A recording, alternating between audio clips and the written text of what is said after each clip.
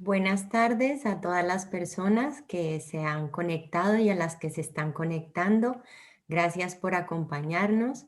Desde el Fórum de Política Feminista de Granada os damos la bienvenida a esta segunda sesión de las jornadas sobre Simone de Beauvoir. Pues tenemos que deciros que la pasada sesión, con toda nuestra pena, no vamos a poder subirla a nuestro canal de YouTube porque había una tormenta muy fuerte que imposibilitó la conexión con unas mínimas condiciones de calidad. Se cortaba mucho, tuvimos que decirle a Tasia que dejara apagado su vídeo para poder escucharle la voz, pero aún así, pues hay varias partes que no son audibles. Así que hoy lo que hará Tasia es recapitular un poco lo que nos contó el jueves pasado y esta sesión sí que la estamos grabando. Por tal motivo pido a todas las personas que apaguéis vuestra cámara, vuestro vídeo y sin más dilación, pues os cuento que el Fórum de Política Feminista surge en 1985 con el fin primordial de alcanzar la igualdad de derechos y oportunidades de las mujeres en España, así como la mejora de sus vidas. Es una asociación de ámbito estatal con agrupaciones y asociaciones en distintas ciudades del país y que promueve la participación y la presencia de las mujeres en la vida política, económica, social, cultural, en todas las esferas. El Fórum de Política Feminista de Granada surge formalmente en 1999. Somos una asociación feminista, plural y laica que ejercemos nuestra acción de transformación social desde la autonomía del movimiento feminista y sin ningún tipo de servidumbres políticas. Os invitamos a las personas de aquí de Granada que quieran conocernos, que nos sigan también en redes sociales.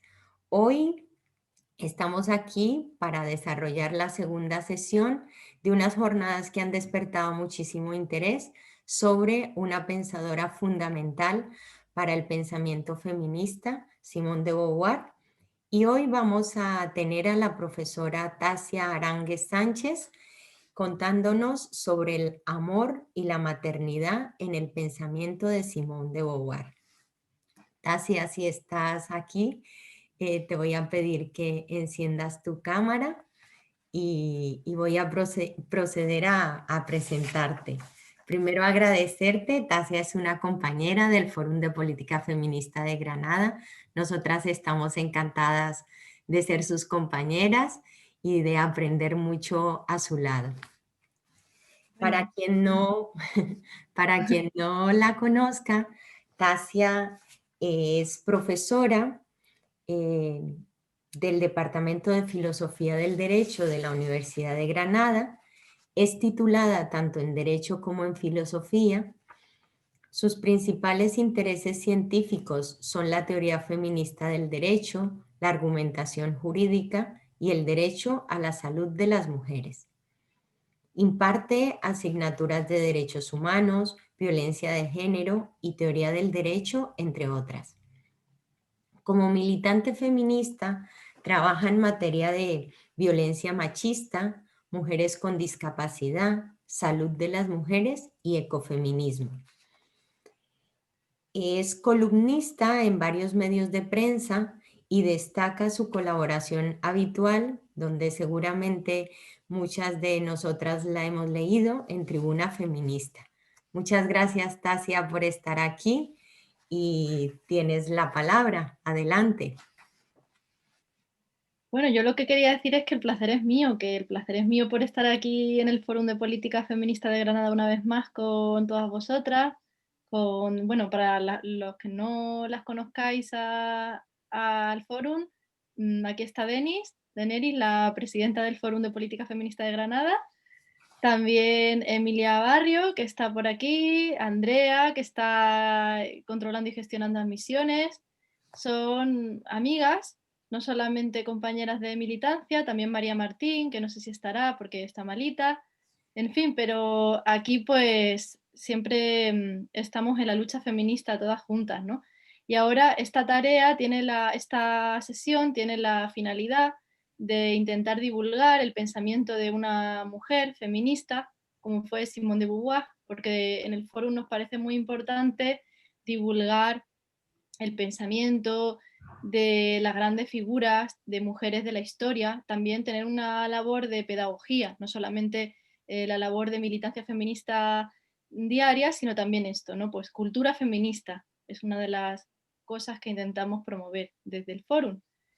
Entonces, dime, Perdón, Denis. Tasia, si me permites, es que veo algunas personas que tienen la mano levantada y Ah, bueno, he caído en cuenta cuando has dicho mi nombre que no me he presentado. Sí, yo soy Deniris Castaño y soy actualmente la presidenta del Fórum de Política Feminista de Granada. Os voy a pedir el favor de que cerréis vuestras cámaras y vuestros micros. La dinámica que vamos a tener hoy en esta jornada es que en primer lugar vamos a escuchar a Tasia. Tasia nos va a hacer una presentación. Como ya os dije, va a ser una recapitulación de la pasada sesión y se va a centrar en los temas de hoy, que son el amor y la maternidad en el pensamiento de Simone de Beauvoir. Así que todas las preguntas, las inquietudes y todas vuestras todo lo que queráis decir, pues lo vamos a dejar para después de la exposición de Tasia. Así que le digo a Sara y a otras personas que quieren hablar, pues que después de escuchar a Tasia, con muchísimo gusto tendréis la palabra. Así que, bueno, Tasia, ahora sí, yo ya corto aquí mi vídeo y adelante. bien, bueno, en primer lugar quería señalar que pedir disculpas, ¿no?, por lo que pasó el otro día de la tormenta. Hubo una tormenta tremenda encima de mi casa. Aquí desde luego estaba enorme, no sé en las casas de las demás, pero aquí era, vaya. Y entonces pues aquella sesión que grabamos no quedó en condiciones suficientes de calidad, porque no se veía la imagen y porque parece ser que tampoco se oía correctamente, como ya he dicho de Niris, y entonces pues no nos quedó más remedio que no poder colgarla. Así que vamos a ver si esta sesión consigo hacer una recapitulación digna de lo que se dijo en la otra para para que pueda grabarse y no se pierda esa sesión, o por lo menos no todo lo que en ella se dijo. Bien, Simone de Beauvoir es quizá la mejor, la más conocida, la más importante pensadora feminista de la historia. Nació en 1908 en Francia, en París, y defendió, como activista se la conoce por su militancia en el aborto y en la eutanasia, entre otros temas. Su obra más importante es El segundo sexo, pero no es la única obra que escribió. Escribió también novelas, escribió otras obras filosóficas y escribió una obra, por ejemplo, en defensa de la eutanasia sobre la muerte de su madre, que era la preferida por Sartre, esa obra en concreto, que se llamaba Una muerte muy dulce y que es una maravilla. Es muy cortita, pero animo a la lectura de la misma. Pero sin duda, El segundo sexo, escrito en 1949, fue su obra magna, la obra magna de su pensamiento, y donde se recoge las ideas fundamentales de su existencialismo aplicado a la vida, a la existencia de las mujeres. Se puede considerar que Simone de Beauvoir es hija del feminismo ilustrado y sufragista, porque ella ve en la educación y en la realización profesional de las mujeres la vía para que plantemos cara a ese modelo que ya se desarrolló desde los años 20, de mujer que se casa, que quiere nada más que ser guapa, que quiere ser bella y que es un ser para otros. Entonces ella ve en los derechos civiles, educativos y sobre todo profesionales, y en la educación, en la cultura, ella ve ahí la posibilidad de las mujeres de acceder a una emancipación. Por eso ella condensa todo ese ideal que se remonta al feminismo ilustrado. También podemos considerar que Simone de Beauvoir fue madre del feminismo radical.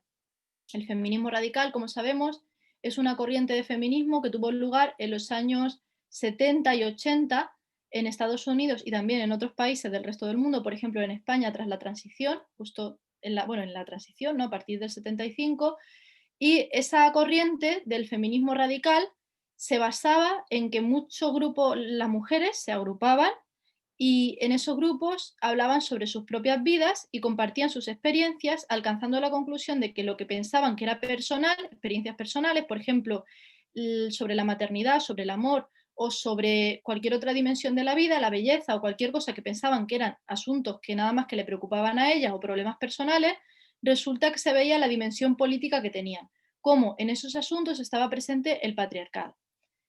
Simone de Beauvoir va a anticipar mucho de esta metodología. Ahora lo veremos, vamos a verlo en esta sesión, porque veremos cómo aplica el análisis existencialista al análisis de la maternidad y del amor. Y veremos cómo para realizar su análisis se basa en muchos testimonios de mujeres que va buscando, por ejemplo, en la literatura, y de ello va creando como un collage que nos permite entender cuál es el sustrato común, que es lo universal de las vidas de las mujeres, qué es lo que hay de común y por tanto ver lo que hay de opresivo en ello y lo que hay de social, de construido por la sociedad y aquello frente a lo que hay que luchar, no oponerse para alcanzar esa emancipación o ese proyecto propio de las mujeres. La autora va a aplicar el método del existencialismo, que también está presente en la fenomenología, consistente en encontrar los existenciarios o categorías comunes a todas las experiencias de las personas. El método lo que hace es buscar lo trascendental a partir de la indagación en la existencia individual, es decir, va indagando la propia existencia, lo veremos luego, perfectamente va a quedar muy claro en qué consiste este método, va viendo la existencia de una persona y de ahí va extrayendo aquello que es universal y que nos une a la experiencia de todas las mujeres. También hablará o será un análisis que a veces nos parezca pesimista, hay que tener en cuenta que el existencialismo es una filosofía que surge en el periodo de entreguerras y que muchas veces indaga en los aspectos que nos pueden parecer más oscuros de la realidad común. A veces diremos, bueno, el análisis parece un poco pesimista, ¿no? El de la maternidad o el del amor.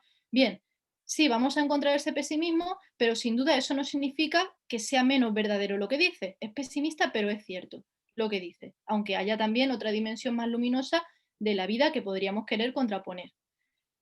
También lo que hace es defender ese ideal ilustrado que consiste en encontrar la trascendencia, trascender hacia pues, digamos, la eternidad o un proyecto de vida que vaya más allá de lo contingente, de lo limitado en el mismo día a día, mediante el proyecto propio, es decir, mediante el proyecto propio de libertad, mediante las obras de arte, mediante la creación literaria, mediante la creación filosófica, que la mujer busque algo más allá de la vida cotidiana, de estar atrapada en tareas domésticas, de estar atrapada en la cotidianidad, a través de la construcción de un proyecto que afirme su individualidad y lo que realmente ella es o quiere ser, ¿no? Lo que realmente ella desea hacer de su vida. También va a denunciar la mala fe. Y con mala fe se va a referir al autoengaño. Ese es un concepto que vamos a ver en su pensamiento, que es cómo nosotras mismas interiorizamos camisa de fuerza, el género como camisa de fuerza, que constriñe nuestra libertad y nuestro deseo de emancipación. Y cómo nos autoengañamos con esa mala fe por comodidad y a veces permanecemos en situaciones opresivas sin atrevernos a aceptar que estamos en esas situaciones opresivas y que desearíamos otra cosa, ¿no? Desearíamos en realidad ser libres. Pero eso es el problema que hay con el autoengaño, ¿no? Eso es otro de los conceptos que vamos a ver en su pensamiento, el concepto de la mala fe y cómo hay que vencerla para alcanzar la libertad. Y cómo a veces la libertad cuesta, a veces alcanzar la libertad es difícil porque implica luchar contra la comodidad. También otra constante en su pensamiento va a ser el comunismo. Es una autora que defenderá muchas cuestiones del ideal comunista, también alguna veremos en la sesión de hoy, por ejemplo, en la cuestión de que piensa que es muy importante que no sea la familia como unidad la que se hace cargo del cuidado de los hijos y la hija, sino que sea la sociedad, ¿no? La comunidad, el Estado, quien debe hacerse cargo en mayor medida de esas labores que ahora se hace cargo una madre sola, aislada, pues debería la comunidad hacerse cargo de esa función mediante el desarrollo de servicios públicos de cuidados. Y también va a defender el materialismo histórico, que lo vamos a ver en su pensamiento, en su análisis de la historia, que eso lo vimos en la primera sesión, ahí no vamos a volver a entrar, y en la importancia que le da a la economía, que eso también lo vimos en la primera sesión, cómo le daba mucha importancia a la vida profesional de las mujeres como forma de emancipación necesaria, cómo la vida profesional es fundamental para encontrar nuestro sentido de la vida de cada mujer. Y luego se va a ver también presente la influencia del pensamiento de Hegel. Se va a ver el pensamiento de Hegel, por ejemplo, en el uso, ¿no?, del concepto dialéctica entre el amo y el esclavo.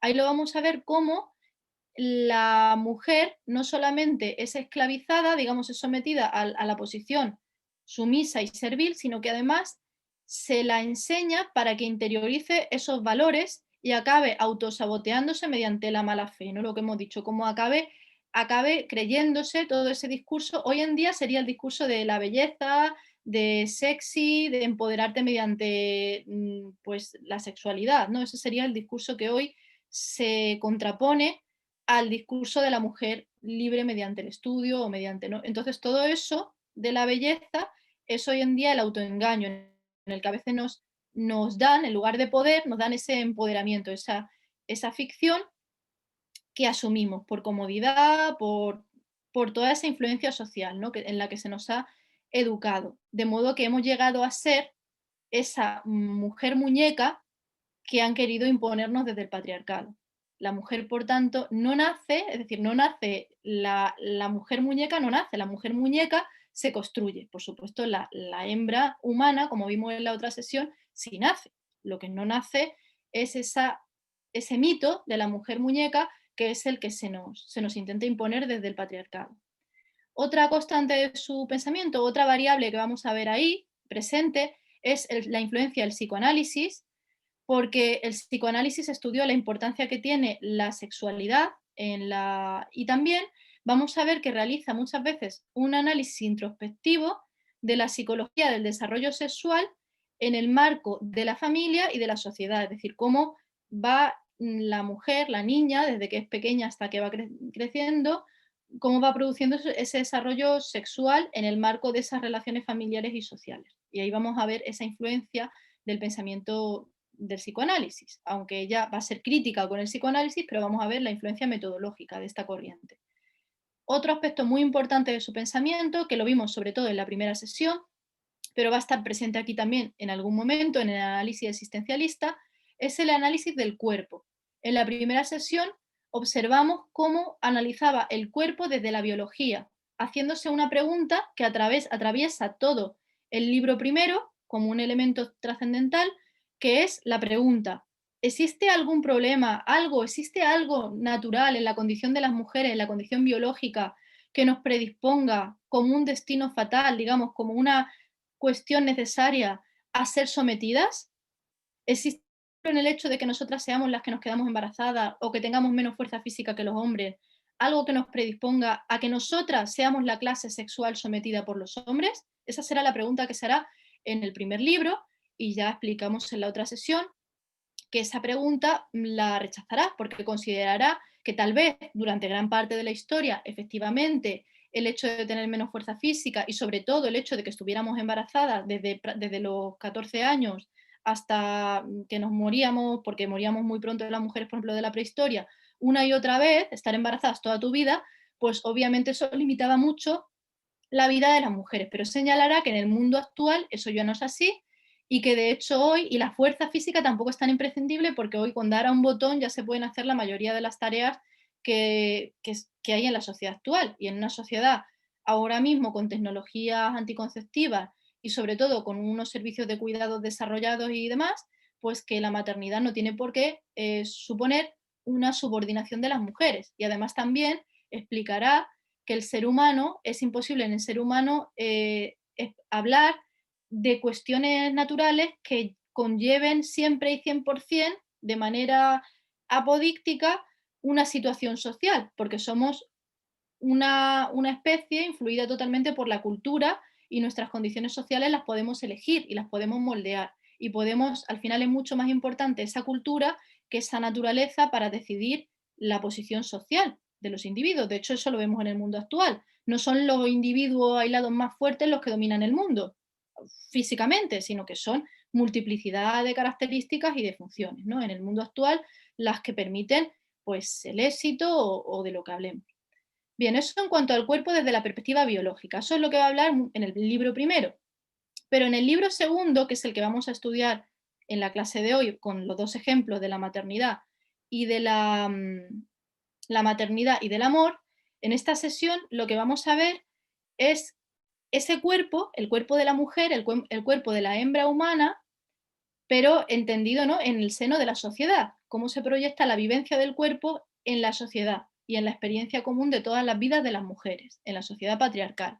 Cómo se vive, que es lo que se va a plantear en ese libro segundo, cómo se experimenta la menstruación, el parto, la lactancia, la virginidad, la vivencia del cuerpo anciano, del cuerpo joven, de la forma distinta que tienen orinar las niñas y los niños, ¿no? La sexualidad desde nuestro cuerpo y cómo se vivencia, eso va a ser algo constante en su pensamiento, porque hablará de cómo la sociedad, ¿no?, restringe o condiciona la forma en que la mujer vive su propio cuerpo. Entonces eso es algo muy importante que vamos a ver presente. Luego, la sesión anterior explicamos en general que existía una introducción, recorrimos sus aspectos fundamentales y conceptos, que son muchos de los que acabo de exponer en esta pequeña síntesis. Luego vimos el libro primero, que respondía sobre todo esa pregunta relativa a la biología, y posteriormente vimos que también había una conclusión al final de todo el libro. Hoy en lo que nos vamos a centrar es en la parte más importante de la obra, que es el libro segundo.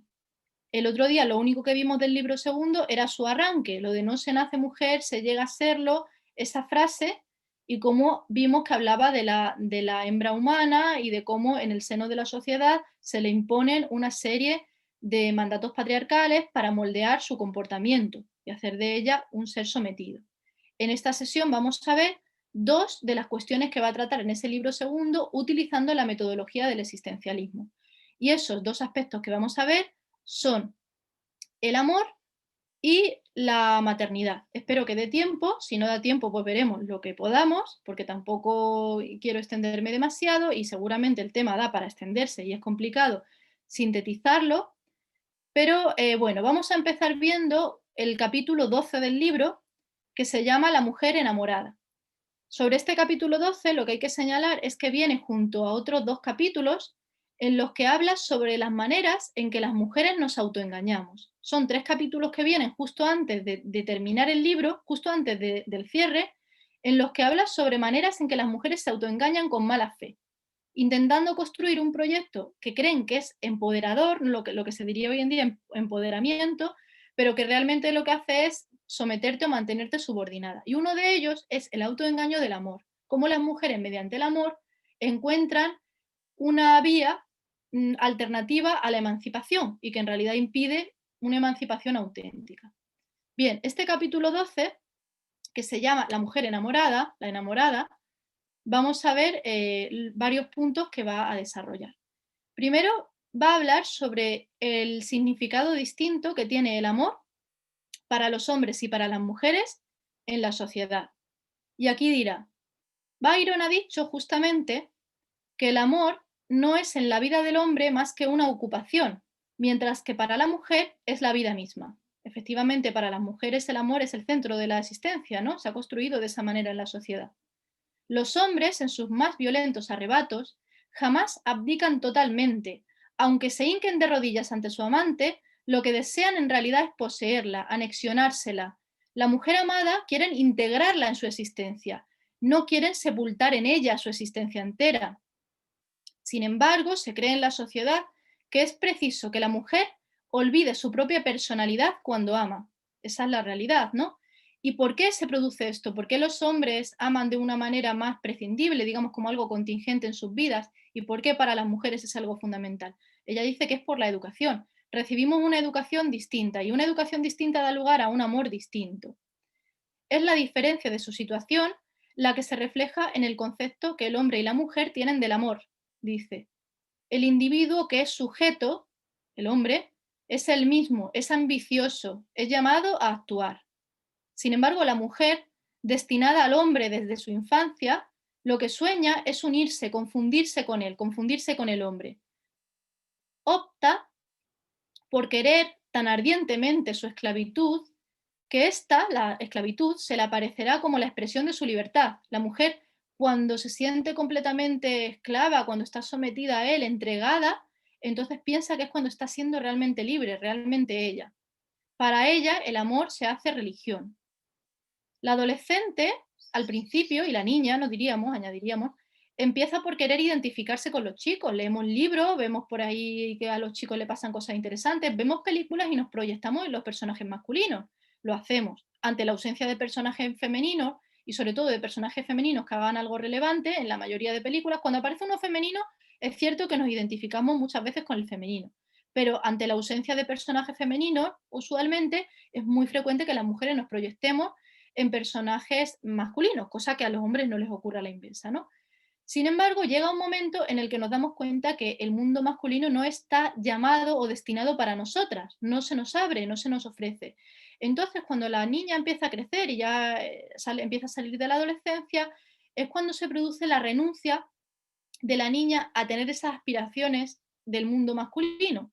Entonces, lo que busca es participar del prestigio de los hombres, participar consiguiendo que un hombre te ame, un hombre que tenga todos esos beneficios de esa masculinidad, todo ese poder, todo ese poderío, toda esa fuerza, toda esa potencialidad humana que se refleja en toda la literatura, en las novelas, todo eso la mujer lo consigue cuando él, el más grande, pensemos en las películas tipo Crepúsculo, o en fin, se os ocurrirán muchos ejemplos de hombre, en este caso un vampiro poderoso, guapísimo y perfecto, se enamora de una chica corriente y entonces la chica corriente es elevada y sale de su situación de subordinación y se convierte en alguien importante gracias a que el hombre te eleva entre la muchedumbre de chicas normales y corrientes. No es la individualidad realmente de ese hombre o de aquel lo que a ella la seduce, lo que a ella la seduce es el hombre en general, esa esencia, no esa esencia de masculinidad, que es lo que indica el valor social.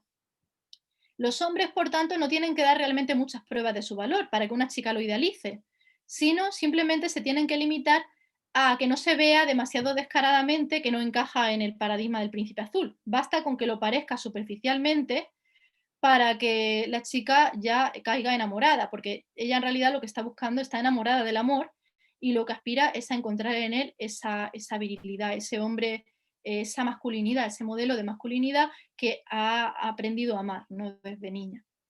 La joven ingenua queda atrapada en el señuelo de la virilidad. Según las circunstancias, el valor masculino se manifestará a sus ojos por muchas cosas. O sea, en el hombre puede valer que sea fuerte físicamente, que sea elegante, que sea rico, que sea culto, que sea inteligente, autoritario, incluso una persona con autoridad social, una persona con una buena situación social, que tenga un uniforme militar, un uniforme de policía, diríamos en nuestros días, de médico, cualquier cosa. Pero lo que ella desea siempre es que en él se resuma la esencia de la masculinidad. Los hombres, al final, muchas veces ocurre que no están a la altura del hombre, del gran hombre, ¿no? Del modelo de hombre que ella está buscando.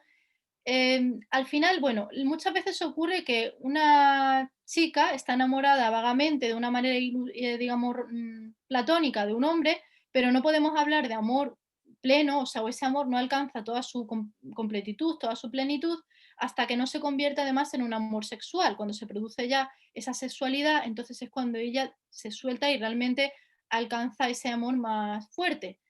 A la inversa, muchas veces vemos que un hombre que no era demasiado interesante, después de la sexualidad, la mujer ya se enamora profundamente porque conectan de una manera sexual muy intensa. Entonces, de repente, ese hombre que le parecía insignificante se enamora.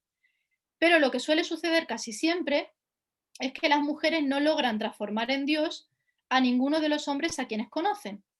Porque en realidad, aunque las mujeres están enamoradas de esa masculinidad y la buscan porque se les ha enseñado a ello y aspirar a ello, al final lo que suele ocurrir es que no pasa o no llega ese amor y el marido, los hijos, el hogar, los placeres, las cosas mundanas, la vanidad, simplemente la sexualidad o sobre todo la carrera profesional, pues se acaban convirtiendo en cuestiones más importantes, pero esa mujer sigue soñando con ese gran amor. De hecho, a lo largo de su vida se ha acercado muchas veces a ese amor, se le han acercado muchos hombres de figuras imperfectas, mentirosas, y ese amor las ha visitado, pero muy pocas han dedicado realmente a ese amor su existencia. También habla Simone de Beauvoir de mujeres que no han vivido esos amores juveniles y que se casaron, entraron con un matrimonio, con su casa, con sus hijos, o que han vivido a lo largo de su vida una prolongada soledad, o bien se han entregado a la vida profesional pero no han conseguido destacar o no han visto que la vida profesional y que la vida social y que sus proyectos al margen del amor chocaban contra muchísimos obstáculos, obstáculos que se llaman patriarcado en la mayor parte de casos, y entonces esa cadena de frustraciones continuas las ha dejado con una sensación de desesperanza. Y entonces una mujer ya madura se entrega al amor con desesperación como la única salida que puede encontrar frente a la frustración vital, ¿no? Eso también ocurre. Bien, luego habla de cómo las mujeres buscan la seguridad y el confort a través del amor. Mientras que el hombre, el chico, no ve esos amores, el amor en sí, nada más que como una etapa, porque para el hombre lo importante es alcanzar sus propios proyectos, sus propias empresas, y se le anima a que alcance objetivos difíciles en los cuales le cuesta muchas veces conseguirlo y sufre mucho, pero al final son seguros porque son metas suyas, son conquistas suyas, son algo que forma parte de su personalidad y de él mismo. A las mujeres, en cambio, no se nos invita a luchar por nuestra cuenta, sino que más bien las películas, toda la cultura popular, lo que pretende decirnos es que nos dejemos llevar, que solo el amor nos permitirá encontrar paraísos encantadores y que aspiremos a encontrar en el amor la auténtica y verdadera felicidad, una felicidad que no nos proporcionará o que por lo menos no nos animan a buscar a través del trabajo o a través de otras cuestiones, que hoy en día es verdad que sí que también la buscamos, pero sí que es cierto que se nos sigue adoctrinando con que el amor nos traerá la felicidad verdadera. Las mujeres, al fin y al cabo, en esa utopía que se nos vende del amor, buscamos algo parecido a esa situación que vivimos de niñas al amparo de los adultos, es decir, en nuestra casa, con nuestro padre y nuestra madre, en nuestro hogar familiar, en el que tuvimos casi la pasividad, una vida pasiva en la que nos cuidaban y éramos la niña y nos querían, y entonces buscamos ese techo sobre nuestra cabeza y esas paredes que ocultan el desamparo de la mujer en el seno de este mundo. Por tanto, las mujeres buscan muchas veces un amor perfecto e ideal, como en esas películas, ¿no? Al que pudiera entregarse toda entera, confiar todo su ser a otra persona y no tener que pensar nunca más en cómo conducirte por la vida y en cómo velar por ti misma. Encontrar a alguien que te ame lo suficiente como para no tener que esforzarte más en nada, ¿no? Y que esa persona te haga vivir, te genere experiencias increíbles, experiencias alucinantes, ¿no? Muchas veces las mujeres vemos nuestra vida, nuestra biografía, como una sucesión de parejas, ¿no? Y vemos en nuestras parejas el elemento más determinante de lo que ha sido y de lo que es nuestra existencia, nuestra vida. Eso es muestra, ¿no? De cómo son ellos, ¿no? En los que esperamos que nos ofrezcan esas experiencias que nos hacen ser nosotras, afirmarnos, ¿no? A nosotras mismas. De modo que buscamos a alguien a quien pudiéramos ciegamente seguir y con toda confianza que nos lleve directamente, dulcemente y con mucho amor hacia la perfección. Sentirnos en sus brazos, amparada, pequeña, arrebujada en su protección y por entero tanto de él que incluso una misma ya no exista. Esa afirmación, solo cuando él me ama, logro verme en mi máxima grandeza. La mujer, cuando se entrega entera, por entero al ídolo, espera que él le dé la posesión de sí misma y de todo el universo que él resume, porque él, en su masculinidad, sintetiza todo ese poder, toda esa fuerza del universo. Del universo muchas veces es algo más específico, es decir, del universo artístico, del universo de la música, si el chico es músico, del universo del cómic, si al chico le gustan los cómics, del universo que sea, pero él te traduce, te trae un universo entero y te lo resume.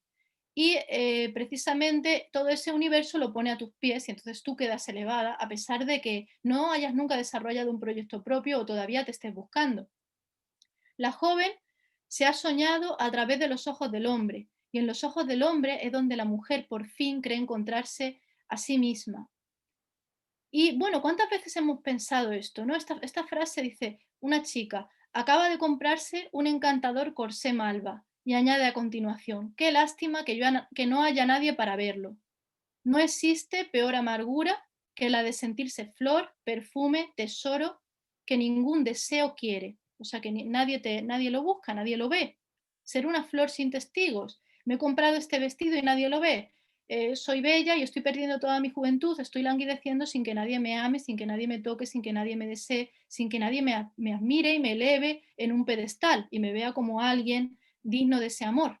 Entonces, estamos esperando que los hombres con su amor nos eleven y nos justifiquen. Y nos justifiquen precisamente en esa belleza, ¿no? La belleza que es todo eso, ¿no? El rostro de la mujer, las curvas de su cuerpo, sus recuerdos de la infancia, todas sus lágrimas, sus vestidos, sus costumbres, su universo, todo lo que ella es y todo lo que le pertenece, de repente llega el hombre y se hace necesario. De repente todo lo que tú has sido, toda tu biografía la lees desde tu infancia y en el momento en el que lo conoces a él parece que todo eso cobra sentido y es ahora cuando es importante y relevante. Y de hecho, ¿cuántas veces hemos hablado, no, de que el amor lo pinta todo de color de rosa? De repente aparece él y todo cambia de color. Lo que ayer parecía insulso, anodino y gris, de repente hoy tiene otro color. Ahora tiene el color de rosa y ahora es realmente importante.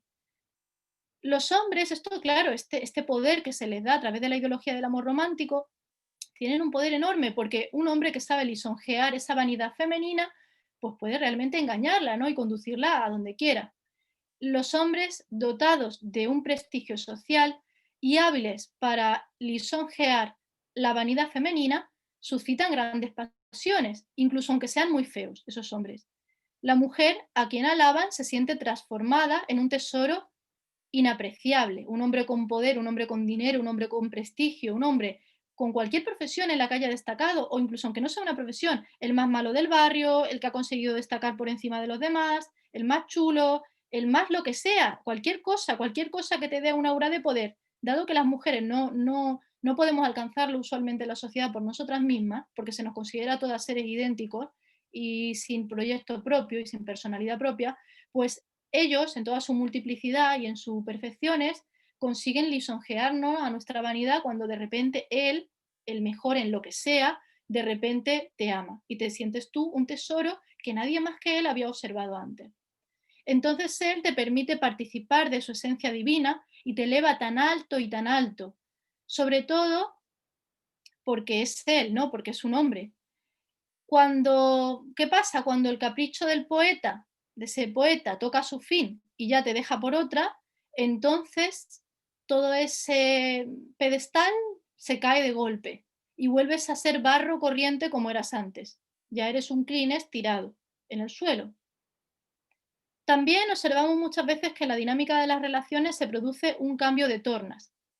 Al principio, la mujer encuentra a un hombre, se enamora y encuentra en ese hombre una confirmación de lo que era. De pronto todo su pasado, todo su personaje que se ha creado a sí misma cobra sentido. De repente hay un personaje de ti misma, ¿no? Un personaje increíble. Él me escucha, él me ama, él me observa y ve en mí un personaje fascinante. Así que todo mi pasado, toda mi infancia, mi adolescencia, toda mi vida cobra sentido ante mí. Entonces, en los primeros tiempos de una pasión, la mujer se ve más guapa, se ve más elegante que antes, se saca toda su esencia de su personalidad, sus ideas, se siente afirmada en todo su ser. Sin embargo, ese rostro, todo eso que en un momento dado ha encontrado una razón de ser, un poco más tarde, de repente empieza el novio a decirte, modifica tu pelo, cámbiate el color del pelo, alísatelo, rízatelo, ponte esta ropa, ponte esta otra. A mí me gustan las pelirrojas, a mí me gustan las rubias, a mí me gustan las mujeres que son así, que son así tal. A mí me gustan las mujeres a las que les gusta el fútbol, a mí me gustan las mujeres a las que les gusta tal. Y la mujer va corriendo a desdeñar, a abandonar todo eso que era ella y todo lo que a ella le gustaba y a entregarse en aquellas cosas que él dice que le gustan. Empieza a abandonarse a sí misma y a abandonar las cosas que ella es.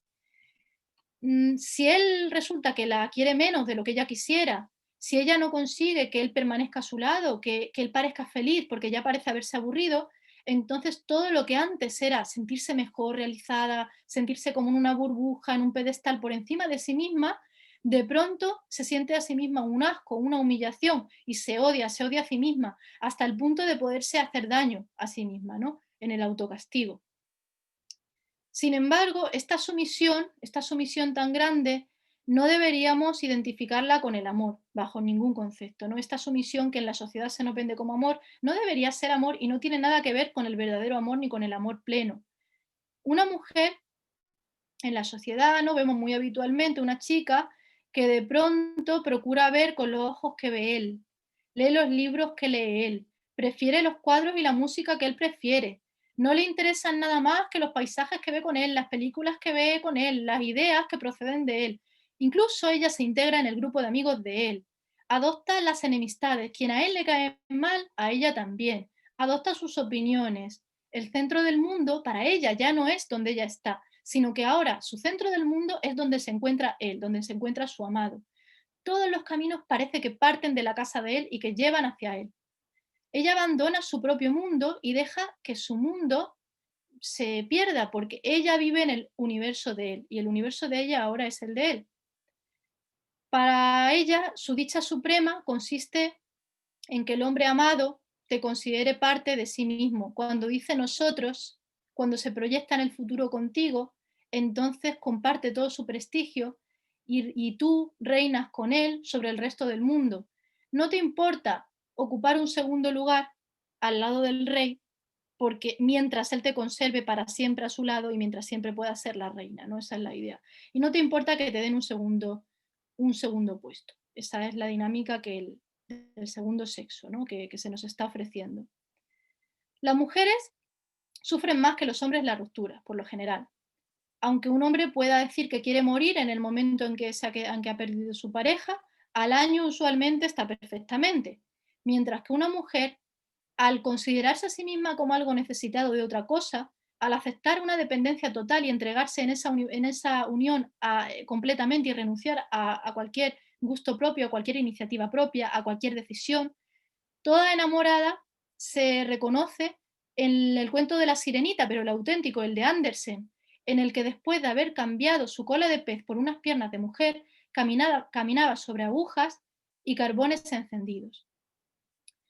Además, ella pensaba que ella era única para él, pero al final resulta que solo fue una más. Eso es lo que suele pasar.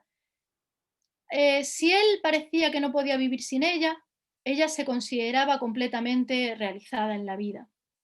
Muchas veces la mujer se preguntará, ¿pero realmente es a mí a quien ama? Porque muchas veces me dice, ah, amo de ti tu pelo rubio, amo de ti tu perfume Chanel número 5, ¿no? Por utilizar un estereotipo, el sonido de tus tacones, dice ella, en su fuero interno dice ella, pero rubias hay muchas, y tacones también, y Chanel número 5 también. ¿A quién ama realmente? No me ama a mí. ¿No amaría igual que me ama a mí a cualquier otra de exactamente la misma manera? Y es cierto, claro, que en ese momento en el que él te afirma, no, a nadie más que a ti, solo tú, eres solo tú, y en ese instante absoluto eres tú nada más. Pero eso solamente dura un instante. Y la mujer cree haber sido divinizada por ese abrazo de él y haber sido ella sola destinada a ese Dios. Pero ese deseo masculino es muy fugaz y tan fugaz como imperioso, breve pero intenso. Una vez satisfecho, ese deseo muere con bastante rapidez y entonces la mujer es cuando se siente prisionera de ese amor que la ha abandonado. De hecho, pone Simone de Beauvoir un ejemplo de una cancioncilla que decía, un joven pasaba, una niña cantaba, un joven cantaba, una niña lloraba, para reflejar cómo los hombres tiran a las mujeres, ¿no? Como una colilla y van a otra cosa, con la dinámica del amor-consumo que rige, ¿no? Que se vende a los hombres. De hecho, ellos, ahora todavía más que en la época de Simón de Beauvoir, porque la cultura de la pornografía ha generalizado mucho más el amor fugaz este. Lo más frecuente es que la mujer se aferre al principio a la mentira y tome el deseo por amor, la erección por el deseo, el amor por una religión.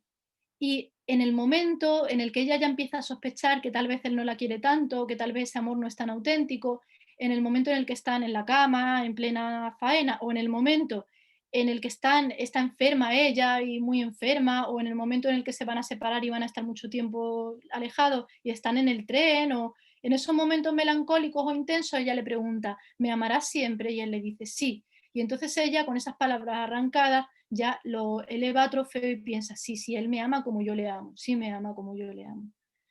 Luego, cuando el hombre empieza a hacer cosas que parece como que ya se ha cansado de ti, o que realmente es que simplemente no te quiere tanto como podrías pensar, entonces ella empieza a formularse hipótesis y dice, ¿será que es un sádico, un neurótico, un masoquista, un demonio, un tipo inconsistente, un cobarde que huye de las cosas? Qué misterioso, ¿por qué actúa de esta manera? En realidad parece que me quiere y luego parece que no me quiere. ¿Será que no me quiere? Y si le preguntas a él, con total sinceridad, lo que suele decir, no, es que yo solo le tenía cariño, pero yo no estaba enamorado de ella.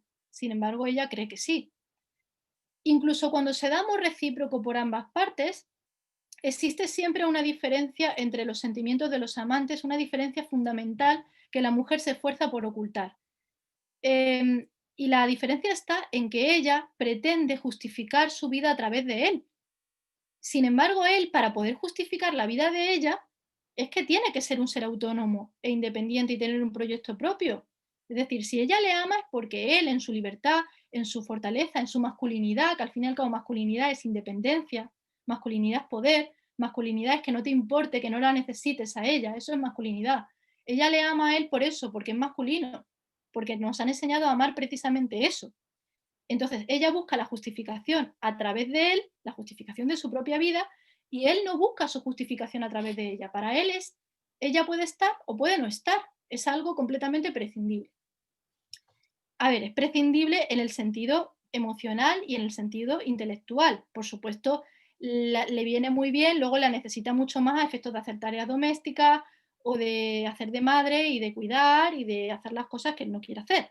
Es decir, los hombres tardan mucho menos en volverse a casar por lo general que una mujer, porque pues eso, suelen necesitar que haya alguien que haga las tareas porque ellos han crecido para que ellas hagan eso, ¿no? Les han enseñado que eso es que ellos pues, pueden ser el rey de la casa, el jefe, y ella pues es la sirvienta. La mujer, además, las chicas, siempre espera, resignada. En esto también muchas mujeres se pueden ver reflejadas. Como ella, cuando ya él parece que pasa de ella, empieza a alejarse, cada vez que está con él, lo coge con total asombro. Creí que no volverían más. Quizá no vuelva. Cuando le espero siempre tengo la impresión de que no volveré a verle, ¿no? Puede dejar de amarla en cualquier momento, puede amar a cualquier otra mujer. Y cuando se va con otra, como ella lo ha recibido todo del amor, como su vida cambió por completo, como se vio tan afirmada como nunca a través de él, puede perderlo todo al perder ese amor. La mujer que perdida en una adoración feliz descuida su persona, empieza de nuevo a preocuparse por su persona y a preocuparse por sí misma en el momento en el que ve que él no la quiere. Por ejemplo, pensemos en el tema de la belleza. La mujer encuentra a un hombre, se siente la persona más bella del mundo, cuando está en pleno éxtasis de esa relación y está súper enamorado, dice, ay, a él le gusta exactamente como soy, le gusto con mi aspecto normal, no me tengo que maquillar tanto, ni tengo que hacer nada, porque a él le gusto como soy, y ahí se relaja. Pero cuando ve que él pasa de ella, entonces de pronto entra en modo, ¿qué puedo hacer? Voy a hacer para ser absolutamente como le gusta a él. ¿Cómo puedo cambiarme el pelo? ¿Cómo puedo cambiar mi aspecto? ¿Qué puedo hacer para conservarlo? Y entonces todos son maniobras, maniobras. Ahora le llamo, luego me hago la interesante, luego me hago la distante, ahora soy dulce, pasiva, soy prudente, siempre con una sonrisa, con un encanto, toda docilidad, pero a la vez pues voy a probar otra estrategia, voy a intentar ponerle celoso y prueba distintas estrategias, pero todo el esfuerzo que hace es en vano, porque ella nunca va a hacer lo que él quiere, que es que sea otra, que sea nueva, porque ya se ha cansado de lo mismo y quiere una diferente, una nueva. Entonces, multitud de mujeres que florecieron en los primeros tiempos de un amor que confirmaba su narcisismo, luego caen en un servilismo completamente maníaco, dice Simone de Beauvoir. Al darse ciegamente a él, la mujer pierde precisamente esa dimensión de libertad que la hacía interesante al principio. Entonces al hombre ya no le parece interesante y cuando la ve sumida en lágrimas, en escenas, en reivindicaciones, ya sí que no le resultan en absoluto interesante. Ella intenta entonces darle celos, intenta seducir a otro, pero claro, él precisamente, si la quiere, es porque es suya, la quiere porque es suya, porque es su sometida, su enamorada. La quiere libre, claro, para que sea un trofeo que merece la pena, un trofeo suficientemente elevado, pero por supuesto la quiere entregada. Entonces las dos cosas a la vez no pueden ser. No puede ser conocida y extraña, no puede ser libre y cautiva, pero eso es justo lo que el patriarcado exige que la mujer sea. Por eso es imposible para la mujer cumplirlo. ¿Cómo debería ser el amor auténtico? Se plantea Simone de Beauvoir. Un verdadero amor. ¿Cómo sería el verdadero amor? Sin todo esto, toda esta locura patriarcal que nos transmiten. El amor auténtico debería fundarse en el reconocimiento recíproco de dos libertades. La mujer debería poder contar, por supuesto, con una independencia económica y con fines y proyectos objetivos propios. Y ella debería poder trascenderse hacia esa colectividad, debería poder tener contactos, tener un arraigo social, tener amistades, sentirse integrada en el mundo, sin necesitar intermediarios, es decir, sin necesitar a un hombre entre medias que sea tu nexo con la humanidad. Una mujer necesita ser realmente estar integrada en la sociedad por sí misma con sus propios proyectos, sus objetivos, participar en asociaciones, participar en la vida civil y tener su trabajo y realizarse a través de su propio proyecto. Entonces, solo en esos casos en los que la mujer tiene sus propios fines y objetivos, que son los que realmente la hacen feliz, es cuando es posible un amor igualitario, cuando ambos tienen sus objetivos y ambos son felices con sus propios metas. El amor de hoy, sin embargo, es jerarquía, porque realmente la mujer de repente se da cuenta al cabo del tiempo de que lo que ella ofrece a los hombres, a ellos en realidad no les interesa aceptarlo. Él le dice o ellos dicen que quieren mujeres que se lo den todo, pero al final, cuando ellas se lo dan todo, se hartan enseguida, porque las mujeres se dan cuenta de repente de que sus regalos son completamente, no los quieren, de que son pues, improcedentes, inoportunos, no deseados e inútiles. Entonces, el día en que a la mujer, dice Simone de Beauvoir esta frase que es bastante famosa, el día en que a la mujer le sea posible amar con su fuerza y no con su debilidad, no para huirse, sino para hallarse, no para destituirse, sino para afirmarse, entonces el amor será para ella, como para el hombre, fuente de vida y no de mortal peligro. Mientras tanto, resume en su figura más patética la maldición que pesa sobre la mujer encerrada en el universo femenino, la mujer mutilada, incapaz de bastarse a sí misma.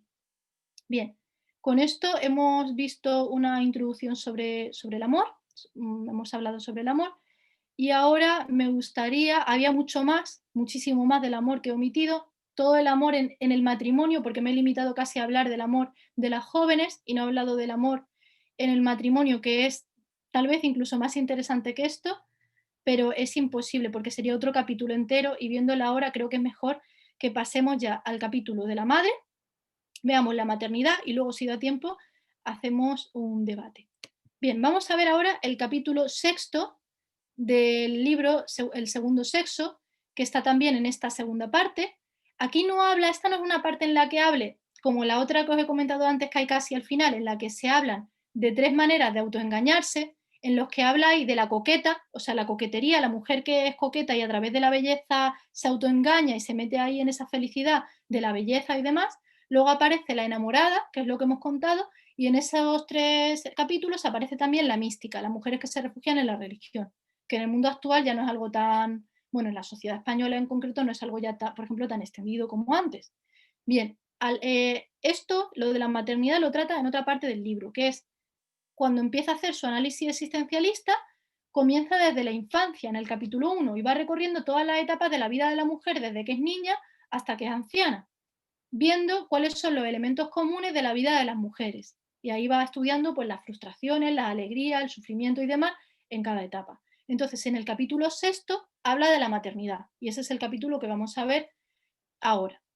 Vale, primero he traído algunas cuestiones sobre el aborto, ¿no? El aborto, sabemos que es una de las cuestiones que ya reivindicó, no he traído todo lo que dice del aborto, pero sí unas frases que me han parecido interesantes. Del derecho al aborto, por ejemplo, dice, hay mujeres que tras un aborto piensan que han atentado contra una vida extraña. Hay otras que sienten que han sido mutiladas de una parte de sí mismas Y entonces de ahí nace un rencor contra el hombre que ha aceptado o solicitado que abortes. Lo odias a los hombres porque él te ha provocado ese problema. Y dice, los hombres tienen tendencia a tomar el aborto a la ligera, porque desde la infancia se les dice a las mujeres que están hechas para tener hijos. Se les pone un nenuco en las manos, juegan con muñecas, se les dice que cuidar es muy importante, cuidan a los pollitos, a los gatitos, a los perritos, en toda la historia. La niña se le enseña a ser educada para cuidadora, ¿no? Cuidadora y cariñosa. Entonces a las niñas se les canta desde pequeñas el esplendor de la maternidad.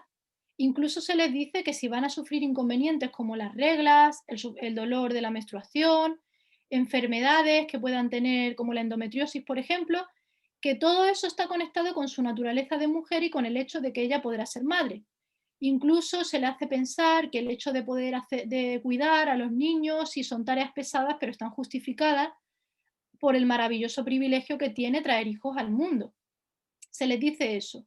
Y de repente, después de una socialización entera orientada hacia la mística de la maternidad, de pronto el hombre, para conservar tu libertad, porque no le conviene tu embarazo, para no perjudicar su porvenir, en interés de su profesión, te pide que abortes. De repente el bebé ya no es un tesoro inapreciable, engendrar ya no es una función sagrada. Entonces la mujer descubre de golpe la hipocresía del código moral de los hombres. Ellos prohíben universalmente el aborto, obligan a que el aborto sea un tabú que vas a callarte y que vas a llevarlo tú sola en silencio. Sin embargo, lo aceptan singularmente como una solución cómoda, como si no pasara absolutamente nada. Entonces la mujer se siente mancillada y humillada. Él comete la falta porque no quiso usar preservativo, porque no le apetecía cuidarse nada, pasó del tema, incluso se lo tomó todo a la ligera, pero luego se desembaraza de ella, se desembaraza de la carga y la pone sobre la mujer. Toma el dinero y aborta, o a veces ni siquiera toma el dinero, ¿no? Y yo paso, o muchas veces ni te acompañan, no están a tu lado, ¿no? En ese momento. Se limita a pronunciar palabras con tono suplicante, aborta, por favor, o amenazador, o razonable, haciéndose el sabiondo, o furioso, pero él lo olvida rápidamente. Es a ella a la que le toca traducir esas frases en dolor y en sangre. A veces él no dice nada y se va, pero su silencio y su huida son todavía más evidentes, ¿no? La confirmación más evidente de ese hipócrita código moral del patriarcado, de los hombres. Bien, eso es lo que dice sobre el aborto. Ahora vamos a ver sobre las perspectivas de la maternidad.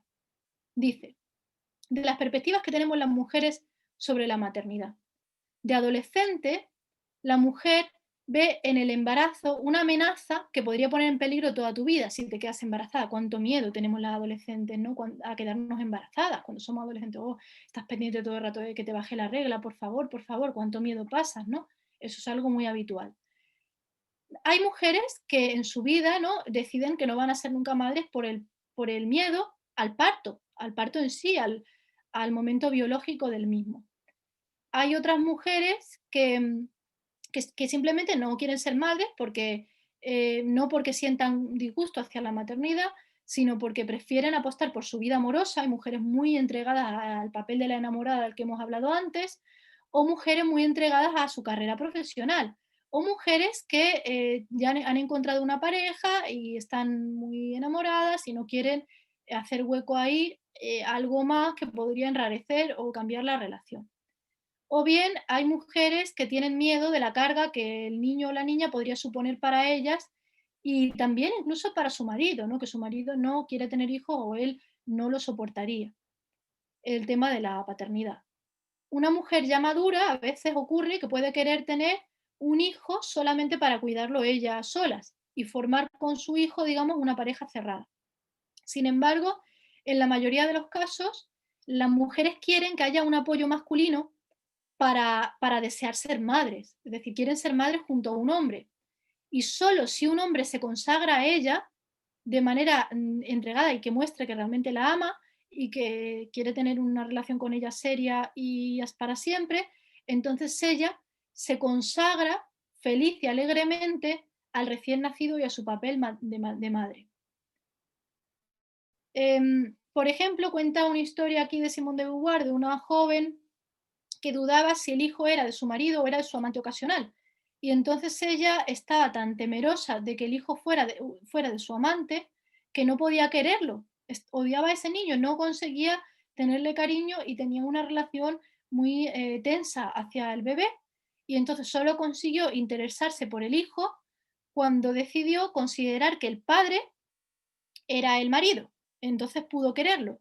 Esto es muestra, ¿no?, de una cosa que explica Simone de Beauvoir, es que normalmente en la sociedad patriarcal las mujeres vinculamos o consideramos que la maternidad es el momento cumbre de una relación de amor. Lo vemos como el final del cuento en el que la pareja perfecta tiene al hijo perfecto o a la hija perfecta. Normalmente el hijo perfecto, porque la sociedad, el bebé se lo imagina siempre como chico. Bien, la mujer que ama a su marido, por lo general, amolda sus sentimientos maternales a lo que él sienta. Entonces, acoge el embarazo o la maternidad con alegría o con mal humor, según si él se siente orgulloso o se siente importunado y no quiere para nada ser padre. A veces, de hecho, la mujer desea el hijo con el objeto de que consolide un matrimonio, solamente de que haga que ese matrimonio sea más fuerte, porque parece que él no te hace mucho caso, que pasa de ti, entonces desea ser madre porque piensas que eso dará al matrimonio lo que necesita. También el afecto que deposite la madre sobre el bebé dependerá del éxito o del fracaso de sus planes para conseguir el éxito en el amor. Y si lo que siente con respecto a la pareja es hostilidad, porque odia a su pareja, a la mujer, y no quiere estar con él, y es un hombre al que detesta, pues puede encontrarse con que rechaza al hijo, la propia madre, o con que, al contrario, o como que el hijo lo toma como una compensación, o a la hija, frente a la situación, ¿no?, que experimenta en su vida. Bien, esas son distintas posiciones o distintas reacciones que puede tener una mujer frente a la idea de la maternidad. Luego está la cuestión del embarazo, cómo viven las mujeres el embarazo. Y esta descripción que hace es bastante dura, ¿no?, la descripción que hace sobre el embarazo. Dice, el feto es una parte de su cuerpo y es también un parásito que la explota, la aniquila, tiene la impresión de no ser ya nada, la mujer embarazada. Una existencia nueva va a manifestarse y a justificar su propia existencia, y eso la hace sentirse orgullosa. Pero por otra parte se siente un juguete, una incubadora, un huevo. Incluso a los niños les asusta, a algunos niños, ver una mujer embarazada o se ríen socarronamente, porque es un ser humano ella, un ser humano consciente y liberado, pero ahora se ha convertido en un pasivo instrumento de la vida. Hay mujeres para quienes las alegrías del embarazo y de la lactancia son enormes y quieren repetirlas todo el tiempo. Tan pronto como han destetado un bebé, quieren tener otro hijo, porque sienten que necesitan estar siempre embarazadas o estar siempre dando la teta. La sociedad, además, ella siente que reconoce, ¿no?, esa aura de la sacralidad de la madre. Pero al fin y al cabo eso es solo una ilusión, porque realmente la mujer, dice Simone de Beauvoir, no hace verdaderamente al niño o a la niña, sino que este es el niño o la niña el que se hace dentro de ella. La carne solo engendra carne, pero la existencia tendrá que fundarse a sí misma en el seno de la sociedad. De modo que ella engendra la generalidad de su cuerpo, lo que no tiene importancia, en lo que ese niño es exactamente igual a cualquier otro, pero en lo que la hace especial o distinto, ella no lo hace con su cuerpo, ni con el embarazo, ni con la lactancia. Dice también, toda madre embarazada, ¿no?, tiene la idea de que su hijo será un héroe, pero también teme dar a luz a un monstruo, ¿no? Es otro pensamiento, otra pesadilla, ¿no? Ahí, este concepto de lo monstruoso, un tanto vago, ¿no?, presente en la experiencia de la madre, de la embarazada. También experimenta en su carne la realidad de las palabras de Hegel, que dice, el nacimiento de los hijos es la muerte de los padres. Las mujeres muchas veces embarazadas se sienten desaparecer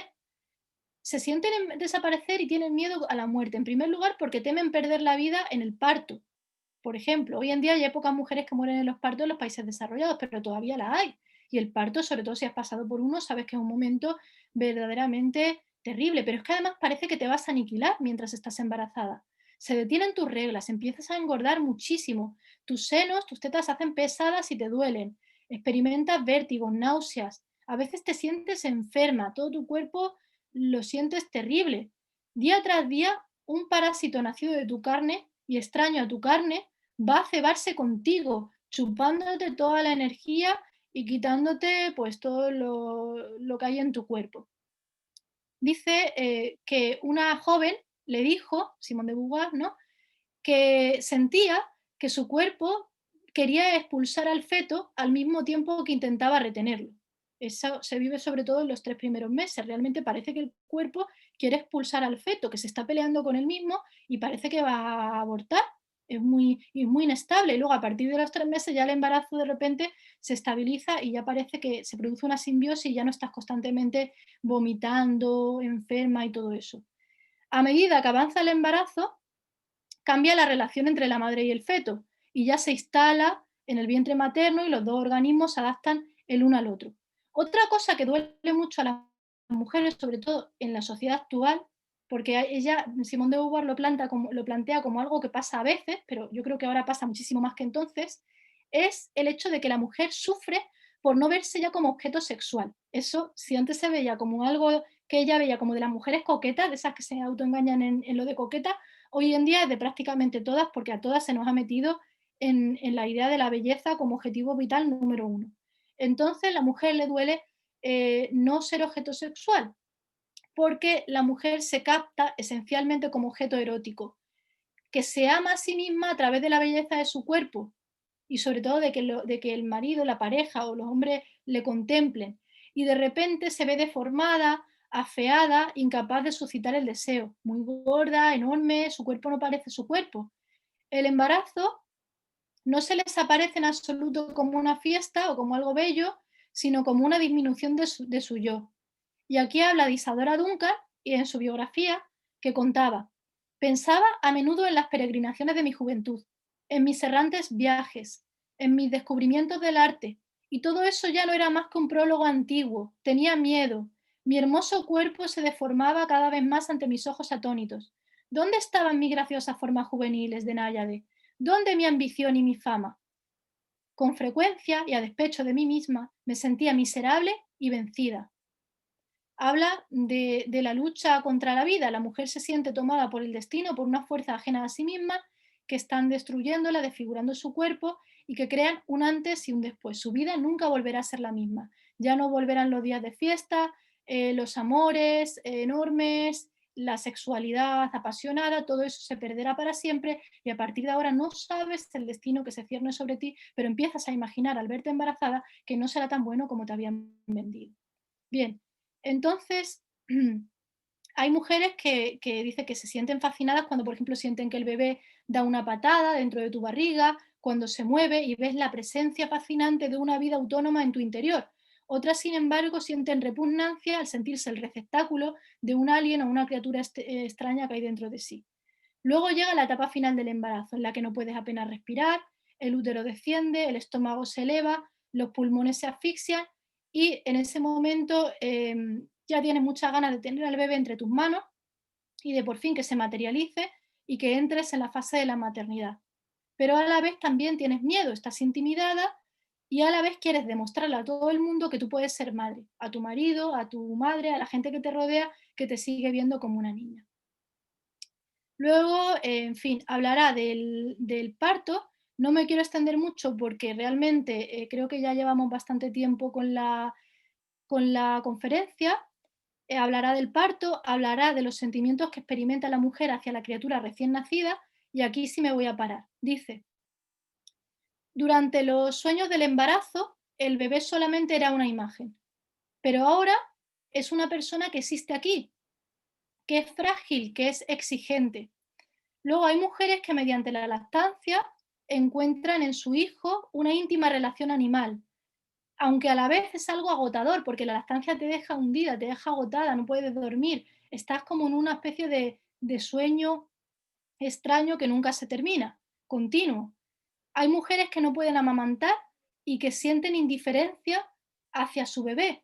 Y de hecho muchas mujeres que recién paridas experimentan la sensación de extrañeza porque tú creías que cuando naciera tú ibas a conocer a ese bebé recién nacido, pensabas que ibas a sentirlo tan tuyo como tu mano. Sin embargo, cuando nace te quedas anonadada porque es un extraño. Ese bebé no lo conoces. Ese instinto maternal no surge como tú creías inmediatamente, sino que irá surgiendo el amor hacia tu bebé poco a poco, por lo general. Es decir, muchas mujeres experimentan que no surge de manera instantánea y sienten que no saben quién es ese bebé, que se vive como un extraño. A la vez, la mujer contempla con asombro a ese bebé prodigioso, con esas uñas tan pequeñas, esas plantas de sus pies, esa criatura tan pequeña y tan perfecta, porque es un ser humano perfectamente conformado en miniatura. Esa, sin embargo, esa minuciosa admiración es más como una observación. No sientes como amor eso. Esa hija o ese hijo no tiene todavía un nombre para ti. No lo conoces. Es algo nuevo que tendrás que ir desarrollando, plantea Simón de Beauvoir. Entonces la mujer se planteará, ¿cuándo llegará para mí el enamoramiento maternal? ¿Cuándo llegará? ¿Cuándo me enamoraré de este bebé o de esta bebé? Y por lo general no llega hasta que ese Rorró estándar, llama, se convierte de repente en una hija y de una hija se convierte de pronto en tu hija. Entonces es cuando, sobre todo cuando empieza a hablar, cuando irás conociéndola, cuando irás entrando en contacto con ella, cuando la amarás, ¿no? Es lo que dice aquí a través de una de las historias que recoge. Hay también muchas madres que quedan espantadas por sus nuevas responsabilidades, que tan pronto como llega el bebé a casa empiezan a verlo como un fardo que succiona sus energías, su vida y su felicidad. Como un tirano, un diminuto individuo extraño que amenaza tu carne y tu libertad. Las relaciones que tengas con el padre del niño y los sentimientos que experimente el padre tendrán mucha relación con cómo vives tú la maternidad. Y cuenta una historia también de una madre que siente que no ama a su hijo porque está desbordada de trabajo y dice, está delante de su hijo y dice, afirma a ella delante del niño, no me gustan los bebés, le dice al niño. Y el niño le responde, que ya se ve que sabe hablar, dice, ¿no te gustan los bebés? Y el niño no se lo puede creer, ¿no me quieres? Y dice, y agitaba estúpidamente los brazos hacia su madre. Linda se dejó caer sobre la hierba. ¿Por qué continúas sonriendo? Dice severamente. Si supieras lo que estaba pensando no te reirías, dice la mujer. Linda estaba asombrada de la confianza que mostraba aquella criaturita. Ah, no, se dice a sí misma, sé sincera. En realidad no es eso lo que siente, se dice a sí misma. Y le dice al niño, buenos días, mi extraño pequeñín. ¿No? Estos ejemplos, dice Simón, bastan para demostrar que no existe el instinto maternal. En ningún caso podemos aplicar ese vocablo a la especie humana. La actitud de la madre es definida por el conjunto de su situación, por la relación de pareja, por su situación económica, por múltiples factores y por el modo en que la asume. A la vez también los bebés traen cosas increíbles, sensaciones. Por ejemplo, parece que el bebé trae en sí mismo la promesa de todos los gatitos, de todas las flores. La carne del bebé tiene esa dulzura, esa tibia elasticidad que de niña la mujer ha codiciado a través de la carne materna y más tarde por doquier en el mundo. Es un muñeco vivo, un pájaro, un gatito, mi flor, mi perla, mi polluelo, mi corderito. La madre murmura casi las mismas palabras que el amante utiliza. Son los mismos modos de apropiación, caricias, besos, estrecha al niño contra su cuerpo, le envuelve en el calor de sus brazos. Pero, claro, luego también habla, ¿no?, de la situación esta horrible que se vive durante la lactancia. Yo amamantaba a mi hijo, pero sin alegría, porque no crecía y los dos perdíamos peso. Pero a la vez dice otra madre, ¿no? La lactancia representaba algo de sexual para mí y experimentaba un sentimiento también de vergüenza al darle el pecho. Estas son sensaciones que experimentan las madres. Otra cosa que va a señalar, y ya estoy terminando, ya queda nada, es sobre la educación de las madres. Dice que es verdad que a las madres a menudo les encanta hacer el tonto con el hijo, resucitar juegos de cuando era niña, las palabras, las preocupaciones y las alegrías de tiempos infantiles que ya había olvidado. Es como si la madre volviera en el hijo o en la hija a experimentar todo aquello que vivió cuando era niña y que olvidó. Es como una segunda vida, como vivir delante de tus ojos una segunda vida desde el principio. Pero cuando lava, guisa, está dando de mamar a otro niño, hace la compra, sobre todo cuando está trabajando. Y también cuando se ocupa de su marido para intentar que él siga amándola y que siga todo, el niño parece en muchos momentos, cuando entra en conflicto con su trabajo, una presencia importuna y agobiante. La mujer no suele tener tiempo para educar al niño, a pesar de que ella se había imaginado como educadora de esa criatura y que iba a estar enseñándole. Al final es más, cuidarlo de una manera puramente física, darle de comer, eh, cuidar a la criatura todo el tiempo, estar pendiente para que no se caiga vigilándole, agotándote en jugar con él, es mucho más eso que educar, porque no tienes tiempo. Lo primero que hay que hacer es impedir que moleste esa criatura, porque el niño rompe, desgarra, mancha, es un constante peligro para los objetos y para sí mismo. Se agita, grita, habla, hace ruido, vive por su cuenta y esa vida trastorna completamente la de sus padres. El interés del niño y el de los padres no coinciden. Y finalmente va a hablar, ¿no?, del mito de la felicidad de las madres. Dice, existe la idea de que la maternidad basta para colmar a una mujer. No hay nada de eso. Hay multitud de madres que son desdichadas y están agriadas e insatisfechas. La mujer renuncia a su juventud, a su belleza, a su vida personal.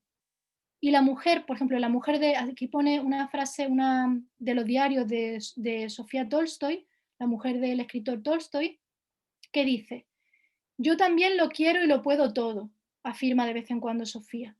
Pero tan pronto como ese sentimiento se desvanece, me doy cuenta de que no quiero ni puedo nada.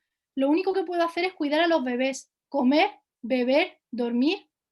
Y es que los hijos no son la cúspide del amor, no reemplazan un objetivo de una vida rota, no son un material destinado a llenar el vacío de nuestra existencia. Son una responsabilidad y son un deber pesado. No son un juguete de los padres, ni son la realización de nuestra necesidad de vivir, ni son sucedáneos de nuestras ambiciones insatisfechas. Los hijos son la obligación de formar seres felices.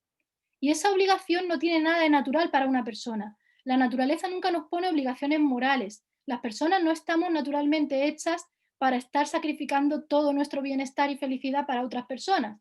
La relación de los padres con los hijos debería ser libremente querida, siempre.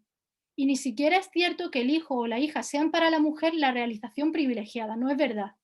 Que el hijo sea la suprema finalidad de una mujer, dice Simone de Beauvoir, que el hijo sea la suprema finalidad de la mujer es una afirmación que no tiene más valor que un eslogan publicitario. Eso dice su frase. O sea, que no es verdad que la maternidad sea el objeto de la vida de una mujer.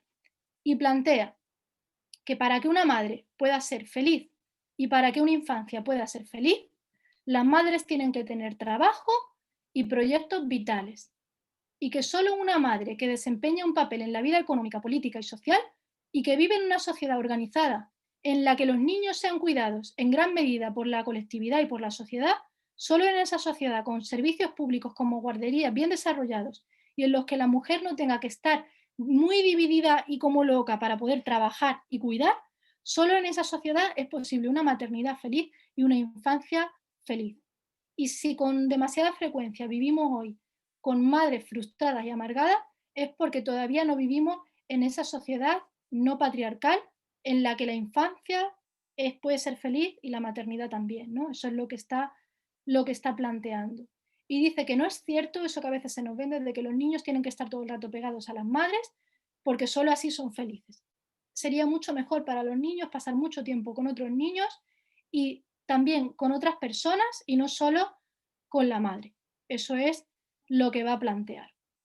Y plantea que además hay una contradicción, esta ya es la última frase y este es el final, dice, las diferentes funciones asignadas a la mujer se concuerdan mal entre sí. Las revistas femeninas enseñan al ama de casa el arte de conservar su atractivo sexual, pero a la vez que lavas la vajilla, eres elegante durante el embarazo y sigues estando guapa aunque estés embarazada, concilias la coquetería con la maternidad y la economía, pero la mujer que se ve así dice que es imposible, se vuelve loca. Resulta muy difícil conservarse deseable cuando tienen las manos agrietadas por las tareas, el cuerpo deformado por las maternidades y a menudo una mujer enamorada siente rencor hacia los hijos porque arruinan la seducción, tu vida sexual y todo eso. Entonces, Dice, el niño es enemigo de los pisos encerados. El amor maternal se pierde a menudo en reprimendas y cóleras. Bueno, pues con esto he terminado con la exposición, que espero que os haya resultado interesante. Gracias.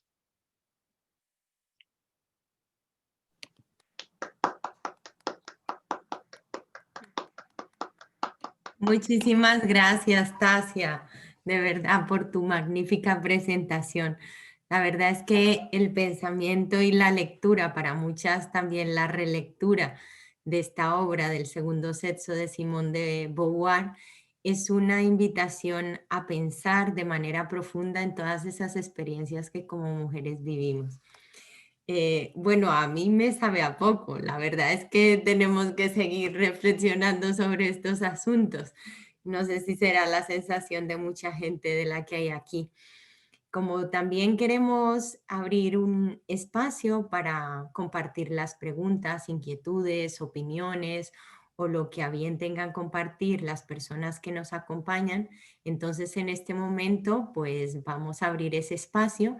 Les pido a quienes quieran intervenir que por favor pongan en marcha sus cámaras y sus micros para humanizar un poco más este intercambio. Bueno, antes también tenía Sara la mano levantada y también en el chat he leído que Nar Sastre hacía una pregunta que decía que si el conocimiento de la teoría feminista sobre el amor, ¿hasta qué punto ayuda a las mujeres a deconstruir la mística del amor romántico? Entonces, no sé si por la hora que es, pues escuchamos varias intervenciones de la gente que quiera intervenir y luego tú contestas. Sara, si quieres poner en marcha tu micro, ahora puedes expresar lo que querías. Y bueno, no sé si todas las personas sepan que pinchando en participantes habrá una manita y pueden por ahí pedirla. Si no, también por el chat, quien no lo maneje puede pedir la palabra. Bueno, ay, Sara, Enar tiene la mano levantada. Adelante, Enar. Bueno, primero, pues bueno, un disfrute, Tasia, enhorabuena, muchas gracias, Denis, por la organización de estas charlas tan interesantes. Claro, Simone de Beauvoir depende lo que se lea de ella en el momento de la vida en la que estés. Yo la he leído algunas veces y claro, no es lo mismo leerla cuando tienes hijos que cuando no les tienes, cuando estás enamorada o cuando estás en pleno duelo del amor. Y por eso es la grandeza de esta autora, ¿verdad? Es muy sugerente todo lo que plantea Simone de Beauvoir y sobre todo de muchísima actualidad, porque como buena filósofa no solo elabora desde la superficialidad, sino desde la profundidad y desde la construcción de la subjetividad. Y eso permanece en el tiempo, aunque las situaciones vayan cambiando. Bueno, yo había puesto también en el chat que las feministas, si queremos hablar del amor y de la maternidad, tenemos que empezar a indagar desde otras teorías más en profundidad, que tienen que ver con los apegos. Tenemos que empezar a redefinir qué es el deseo y hasta dónde el deseo nos construye, de qué manera y hasta dónde los deseos les tenemos que cumplir o no cumplir. Es decir, que y todo el tema de las expectativas, ¿cuántas expectativas generamos en el amor, en la maternidad, en cualquier actividad que coloniza nuestra vida, que atraviesa nuestra vida, ¿no? Y yo, por no coger más tiempo, pero deberíamos empezar a también analizar cómo entonarnos. El concepto de entonación es muy interesante desde el punto de vista psicológico, no solo con el amor, no solo con los vínculos. El entonamiento, que es un concepto de bienestar, de felicidad, de estar bien agarrada a la vida, de disfrutar, ¿vale? a las mujeres nos han dicho que solo nos entona el vínculo con el otro. Perdonar. El vínculo con el otro, el vínculo y sobre todo con el vínculo amoroso, ¿no? Entonces, el feminismo sí que ha sabido deconstruir esto. Pero yo, en mi experiencia con el trato de mujeres, es que a pesar de que muchas mujeres son feministas y tienen rearmada la cabeza, muy bien rearmada, deconstruyendo todo esto, cuando llega el momento de elaborar el duelo, la pérdida del amor, sufren de la misma forma que una no feminista. Entonces, por eso yo digo que el feminismo, claro, hacía yo esta pregunta, ¿hasta qué punto nos ayuda? Yo creo que sí que nos ayuda, pero en esto que es el meollo de la cuestión de lo humano, no solo nos ayuda la teoría feminista y el amor y la deconstrucción del amor, sino que tenemos que ir profundizando en otros intereses humanos, como es la frustración, el duelo, los apegos. ¿Cómo hacemos los apegos? ¿Cómo nos han dicho que tenemos que apegarnos? Porque claro, ahí también hay un tema importantísimo, es que lo que más felicidad nos produce a las personas son los vínculos. El problema es hasta qué punto nos dejamos el desgarro en el vínculo. Otra idea potentísima que has dicho, pues claro, cuando yo he visto que a una mujer se le muere un hijo, que deja de vivir.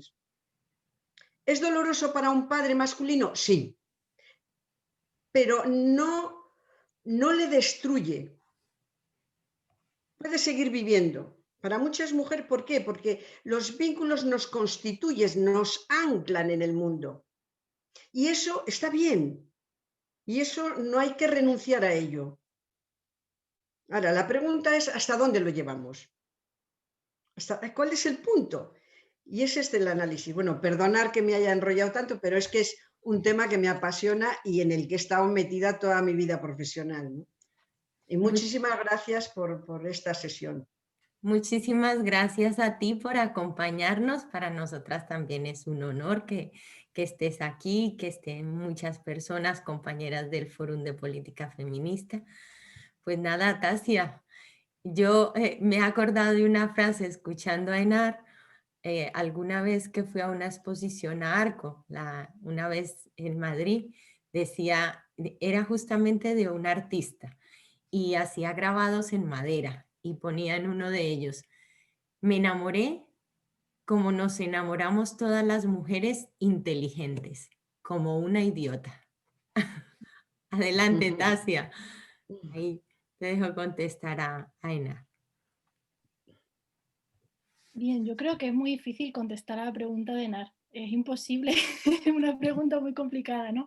Yo creo que es el reto que tenemos todas las personas, sobre todo todas las mujeres, ¿no? Pero además todas las personas, en particular nosotras las mujeres, porque el saber cómo movernos en una sociedad que cuando nos vinculamos nos somete, pero a la vez, si no nos vinculamos, carecemos de una dimensión humana a la que todas las personas aspiramos porque la necesitamos para ser felices. Entonces, es muy difícil salir de ese círculo. Siempre nos vemos en dilemas trágicos.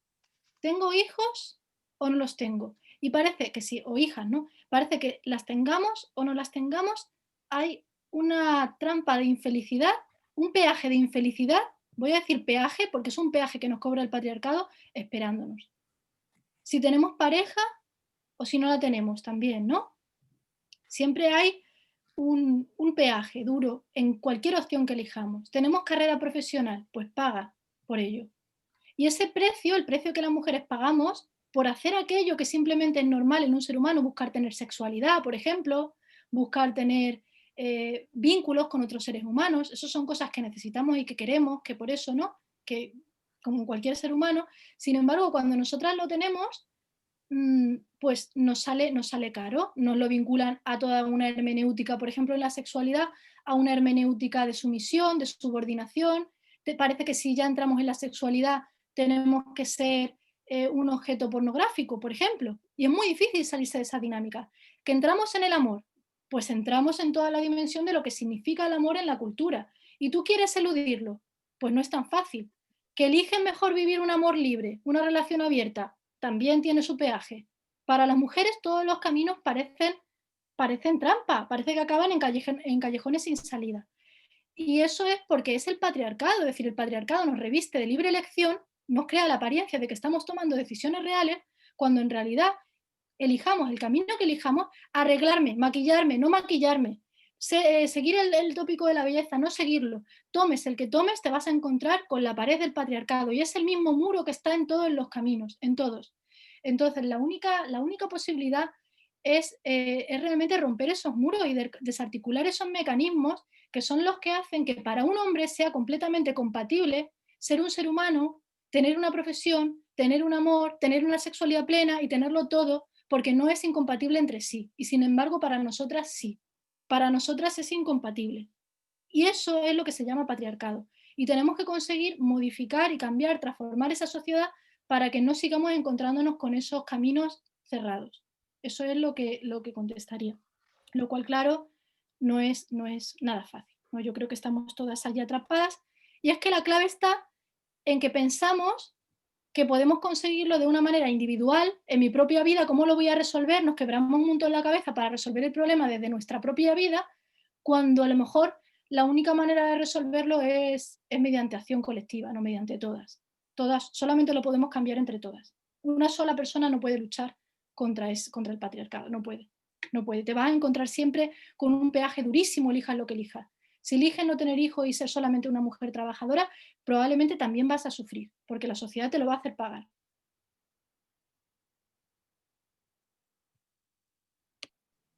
Gracias, Tasia.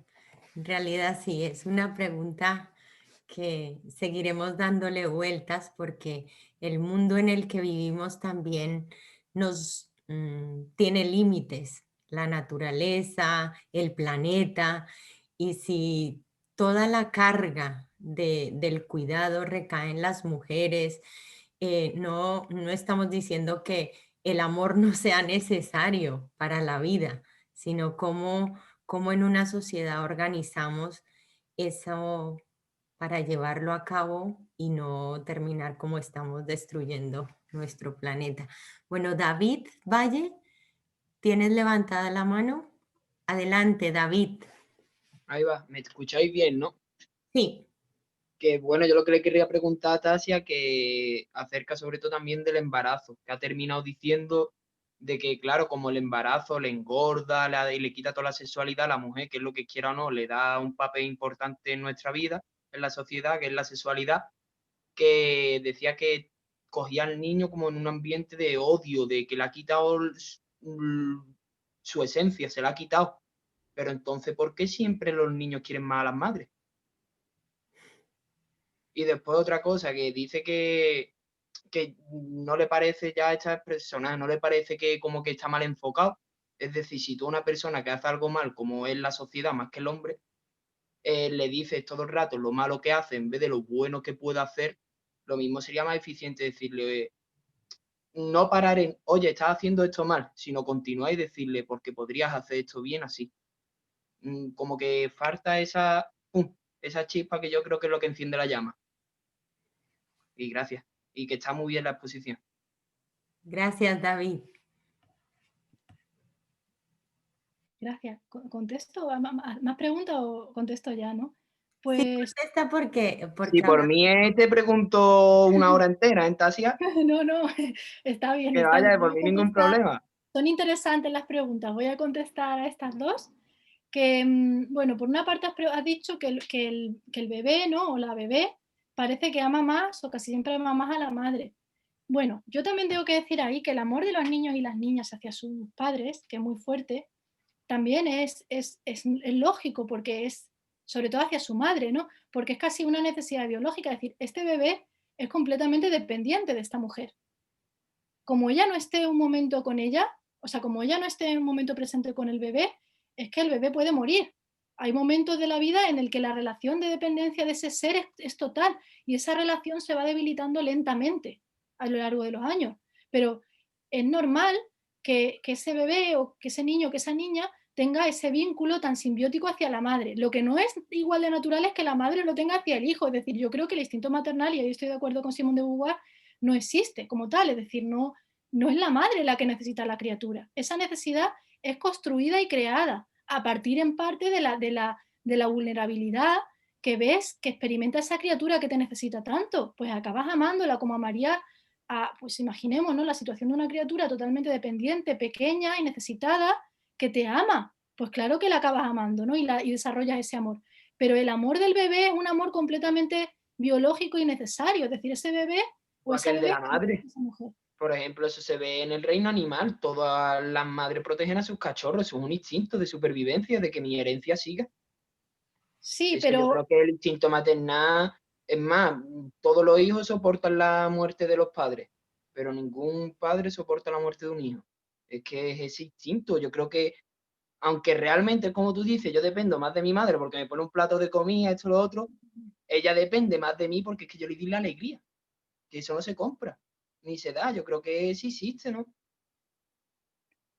bueno, yo pienso que el instinto maternal ha sido una idea social creada, que nos han también vendido y promovido para que pensemos que realmente existe, pero que en la sociedad humana ha creado otros objetivos vitales distintos a los puramente biológicos. Es decir, las mujeres en esta sociedad aspiran a otras cosas. ¿Qué es lo que a una mujer le permite realizarse como tal? En esta sociedad, ¿vale? En esta, no estamos hablando de una sociedad feminista y buena. En esta sociedad muchas mujeres encuentran felicidad cuando están muy enamoradas, en el tema de la sexualidad, en el tema del trabajo, también en el tema del trabajo se encuentra felicidad haciendo lo que te gusta hacer en el día a día. Si de repente cuando tienes una criatura no puedes hacer ninguna de esas cosas y encima la sociedad te ve ahora como una fracasada, porque es que a veces se plantea así, una madre de repente pierde muchas oportunidades y se ve muy mermada su vida, pues claro, ahí no, lo que hay muchas veces es experiencias de frustración también maternales. Es decir, no veo que necesariamente una mujer tenga que ser feliz con la maternidad. Será feliz con la maternidad cuando la maternidad le revierta a felicidad, y no lo será cuando, cuando le empeore la vida y le genere mayor sufrimiento. Lo que sí es cierto es que las madres casi siempre, prácticamente siempre, desarrollan un amor inmenso hacia esa pequeña criatura que tanto te necesita y que tanto te ama. Eso es cierto. O sea, yo muy pocas mujeres conozco que no amen a sus hijos profundamente. Eso siempre se desarrolla, pero eso se desarrolla y es algo cultural y algo que va surgiendo de esa relación. Eso es al menos lo que percibo. Había otra pregunta, ¿no? Pero ahora ya no me acuerdo, la otra además de esta. Que era que eso de no decir, oye, que estamos haciendo esto mal, sino continuar y Ah, sí, decir, sí, sí, no sí, sí. es que, claro, que el primer paso es encontrar el problema, pero se deberá de seguir dando soluciones. Es que Claro, si claro. no nos quedamos en un espacio en blanco que se llena de ideas que algunas están bien y otras, dada la confusión, se toman por buenas haciendo malas. Yo en cuanto a lo de la educación, ¿no? Al hecho de que demos un mensaje positivo, pienso que uno de los problemas no radica en que a las niñas sí que es cierto, ¿no?, que se las educa muchas veces desde el exceso de paternalismo, de miedo, de temores de que les pueda ocurrir algo, de no dejarlas que se abran muchas veces al riesgo, porque para poder tener éxito hay que poder fracasar, hay que poder arriesgar. Y es verdad que las chicas somos educadas en la ausencia de peligro y en la ausencia de riesgo, aunque nos estemos bien quietecitas, no arriesguemos nada, no gritemos, no movamos nada de ni un pelo, ¿no? Aparte de la normalidad. Y entonces, claro, yo pienso que ese es el mensaje positivo que habría que dar, ¿no? Que habría que dar un mensaje hacia las niñas de que deben arriesgar, de que ellas pueden, de que lo pueden conseguir, sobre todo em, siendo valientes y atrevidas. También es cierto que luego se van a encontrar muchas barreras en la sociedad y esas barreras son reales. Es decir, si una acaba cogiendo miedo, como pasa con las mujeres, es porque las barreras que encontramos están ahí.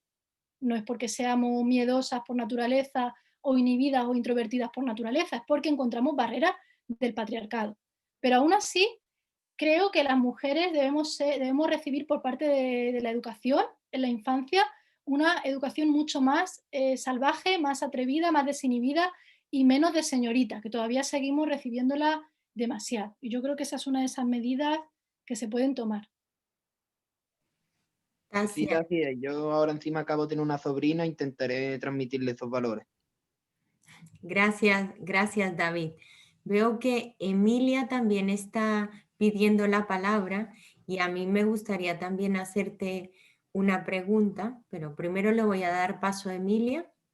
Adelante, Emilia. Hola, enhorabuena, Tasia, por tu exposición. Y bueno, a las que somos ya más mayores nos ha refrescado mucho la memoria, porque leímos a Simone de Beauvoir en los 70 y pues está muy bien recordar todo eso, porque además cuando lees pasados los años, lees una obra o la vuelves a escuchar, en este caso tu relato, ¿no? Que es tan interesante, pues te dan ganas de volver a leerla. En mi caso voy a retomarla otra vez, como me ha pasado con otras, ¿no?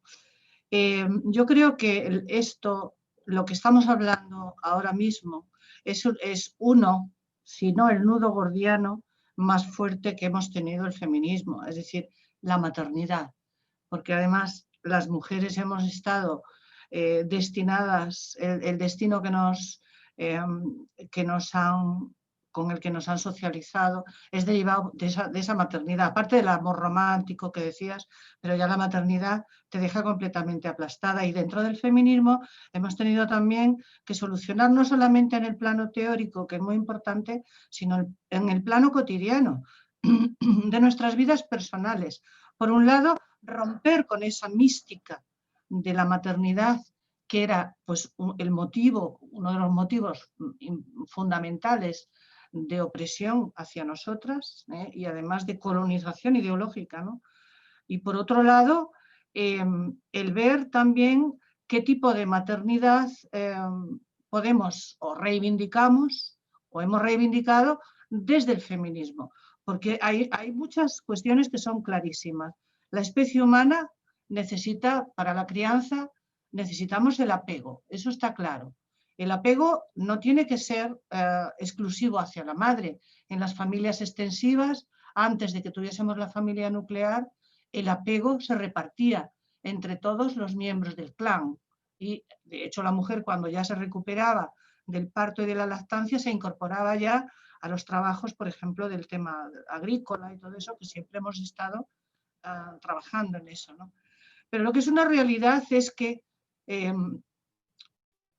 a ver, el reto ha sido pasar de que la maternidad fuese nuestro proyecto de vida a que la maternidad fuese una parte del proyecto de vida, pero al final es proyecto de vida también, porque ser madre ya te va a definir, te va a marcar un destino que no es el anterior a ser madre, ¿no? Entonces, por ahí es por donde teníamos que encaminarnos. En los años, además, 70 y 80 hubo una crítica bastante fuerte al tema de Beauvoir porque se deducía por algunos de sus párrafos, algunos que has leído, que era muy de la igualdad.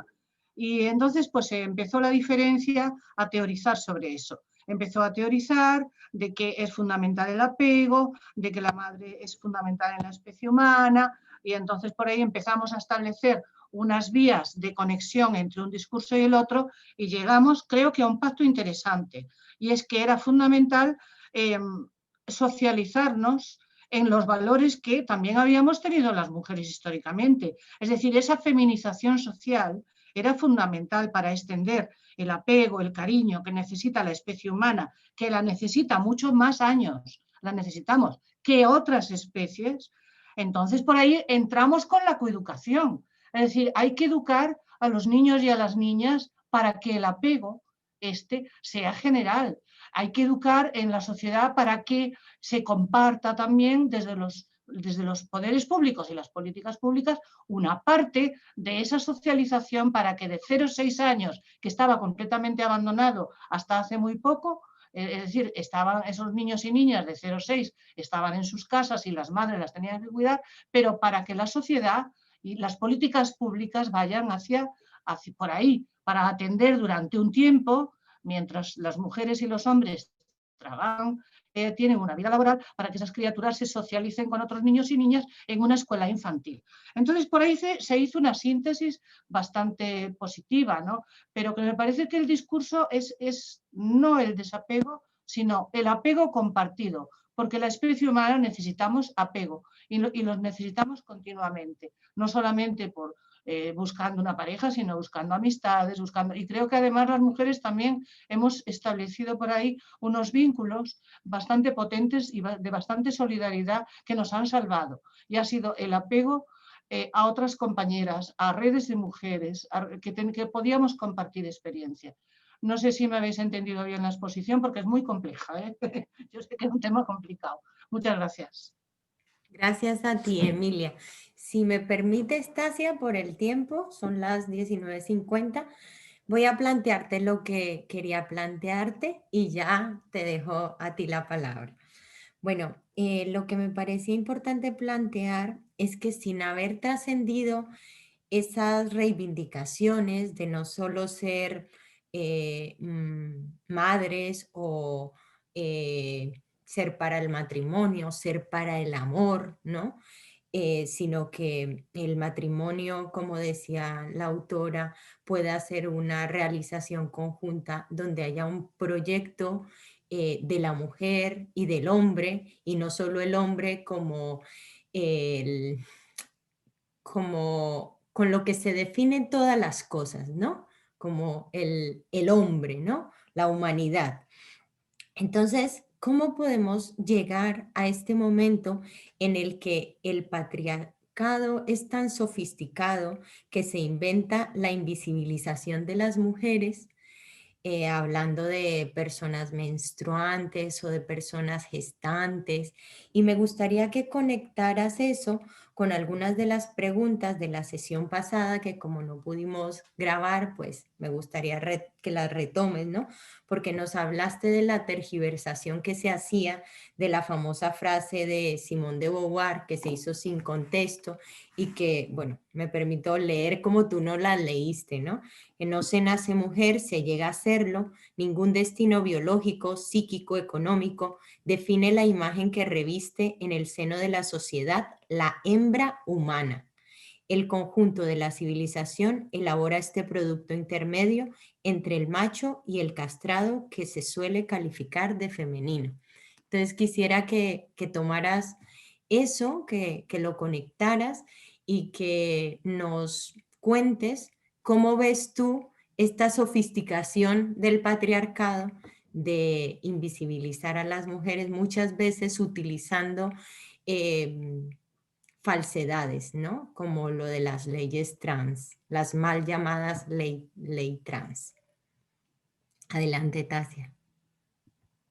Bueno, primero sobre el planteamiento de Emilia, me parece una cuestión también muy compleja, me parece que estáis planteando todas unas preguntas complejas y muy profundas que además requieren un debate mucho más pausado y una reflexión muy seria y desde luego no una respuesta breve, pero claro, el tema es que Simone de Beauvoir, cuando reflexiona, está reflexionando desde la perspectiva individual, es decir, desde la perspectiva de una mujer que está viviendo su vida y que quiere saber cómo puede vivirla y experimentarla de una manera que le permita desarrollar un proyecto de vida con la máxima libertad posible. Entonces, claro, ella entra de vez en cuando a plantear soluciones colectivas, de tipo, en una sociedad en la que fuese la comunidad la que se encargase de manera global de los cuidados, la mujer podría realizarse mejor. O en una sociedad en la que los hombres y las mujeres realizasen en igualdad de condiciones los cuidados y estuvieran igual implicados, fueran educados igual, ¿no? Como lo plantea ella, y educadas igual, pues la maternidad no sería una carga tan pesada para las mujeres. En una sociedad en la que fuéramos educados y educadas igual, la sexualidad sería emancipadora para ambos. Pero todo el tiempo habla de la perspectiva de la mujer individual. Entonces, claro, desde la perspectiva de la mujer individual, es verdad que al leer su obra, la conclusión que llega es no tengas hijos, no te cases y vive la sexualidad de una manera libre sin tener compromisos estables y desarrolla con los hombres y con una relación de amistad intelectual y alcanza tu libertad y tu felicidad por medio del conocimiento y o del talento que tú tengas desarrollándolo. Y ábrete a compartirlo con otras personas, la sociedad, las amigas, al margen de la estructura tradicional de la familia o de estructuras tradicionales de apego. Claro, ella entonces no se está planteando ¿y qué pasará entonces con el tema de la infancia? La infancia necesita unos cuidados, el apego es muy importante para la especie humana. Esas cuestiones no las está planteando, porque ella en realidad lo que está planteando a lo largo de su libro es una introspección sobre sí misma. O sea, a pesar de que el libro hable de muchas cosas, ¿no? Es un gran trabajo de introspección a través de la búsqueda en las experiencias de muchas mujeres, para ver qué es lo que haría una mujer que quisiera aspirar a su máxima emancipación posible en este contexto.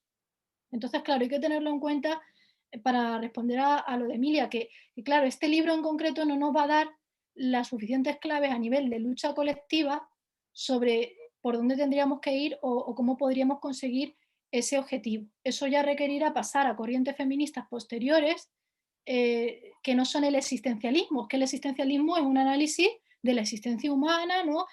Como muy introspectivo. Eso es la sensación que da. Pero es muy útil porque a una mujer le permite hacer reflexión sobre su propia vida, pensar en ti misma, en tus limitaciones, en tu futuro. Eso es lo que nos permite hacer el libro, ¿no? Con sus limitaciones. Pero estoy de acuerdo, ¿no? Creo pues, que habría que plantearse si las soluciones están en que los hombres trabajen. Yo creo que claro que sí, es decir, en que los hombres se impliquen en el cuidado de las criaturas igual que las mujeres. Ahora bien, desde la perspectiva individual de una mujer, tiene razón Simone de Beauvoir. Y si ya tienes hijos, más te vale que haya red de guardería, porque desde luego de los hombres no va a salir de un día para otro encargarse del 50% de los cuidados. Es que eso no va a pasar, por lo menos a nivel estadístico no va a pasar mañana. Así que más nos vale que desde las políticas públicas hagamos lo que podemos de manera inminente, que es conseguir que se desarrollen bien una red de servicios, a la vez que vamos avanzando hacia una sociedad igualitaria en los cuidados, ¿no? Pero bueno, en fin, eso ya es otro debate. Y sobre lo que ha planteado Deniris, el tema de la teoría queer, ¿no? Que yo creo que eso, bueno, ese fue el tema más de la anterior sesión, en la que nos centramos mucho en ver cómo casaba la crítica a la teoría queer con el pensamiento de Simone de Beauvoir, porque yo creo que el pensamiento de Simone de Beauvoir es completamente opuesto a la teoría queer, completamente, pese a que la teoría queer ha intentado apropiarse del mismo, pero es que esa apropiación solo se puede basar en lecturas completamente inequívocas, o sea, que no se corresponden con lo que dice la autora, porque la autora, como he señalado antes, constantemente, a lo largo de toda su obra, habla desde la experiencia del cuerpo, desde la vivencia de la experiencia de una mujer y de cómo un ser humano hembra vive su cuerpo y a la vez sin renunciar a su humanidad, porque lo que ella dice es que no hay ninguna contradicción entre ser hembra y ser un ser humano, sino que al contrario, la hembra es un ser humano. Entonces ella lo que señala es que ella estaría totalmente en contra de lo que se nos dice ahora. ¿Estáis diciendo entonces, si mujeres hembras significa que estáis diciendo que sois vaginas? Pues a ella le parecería fatal eso porque diría, no, es que una hembra humana es una persona con tantas potencialidades como un macho humano. Es un ser humano y eso significa que puede desarrollar el pensamiento filosófico, que puede desarrollar la creatividad en toda su plenitud, que puede alcanzar todas las metas de las que la humanidad es capaz en toda su amplitud. Y todo eso es vivir desde el cuerpo humano de la hembra. Y desde esa potencialidad humana es desde donde se experimenta la menstruación, desde donde se experimenta el envejecimiento y desde donde se experimenta nuestro cuerpo. Desde toda esa racionalidad y toda esa capacidad a la que llamamos ser humanas. Entonces eso es lo que diría.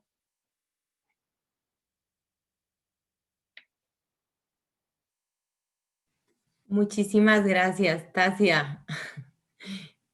Pues no veo más preguntas. Falta un minuto para las 8 y yo creo que por este interés que ha suscitado esto, sí que nos merecemos organizar más jornadas como esta. Ahora en el chat, Jesús tiene una pregunta. Bueno, podemos extendernos 10 minutos. Adelante, Jesús, si quieres abrir tu micro, tu cámara.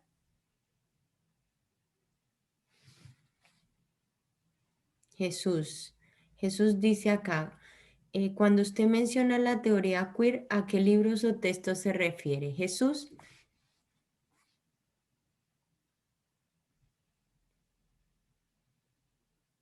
¿Contesto esto? Parece que Jesús no activa su cámara. Ah, ¿Quieres contestar, Tasia?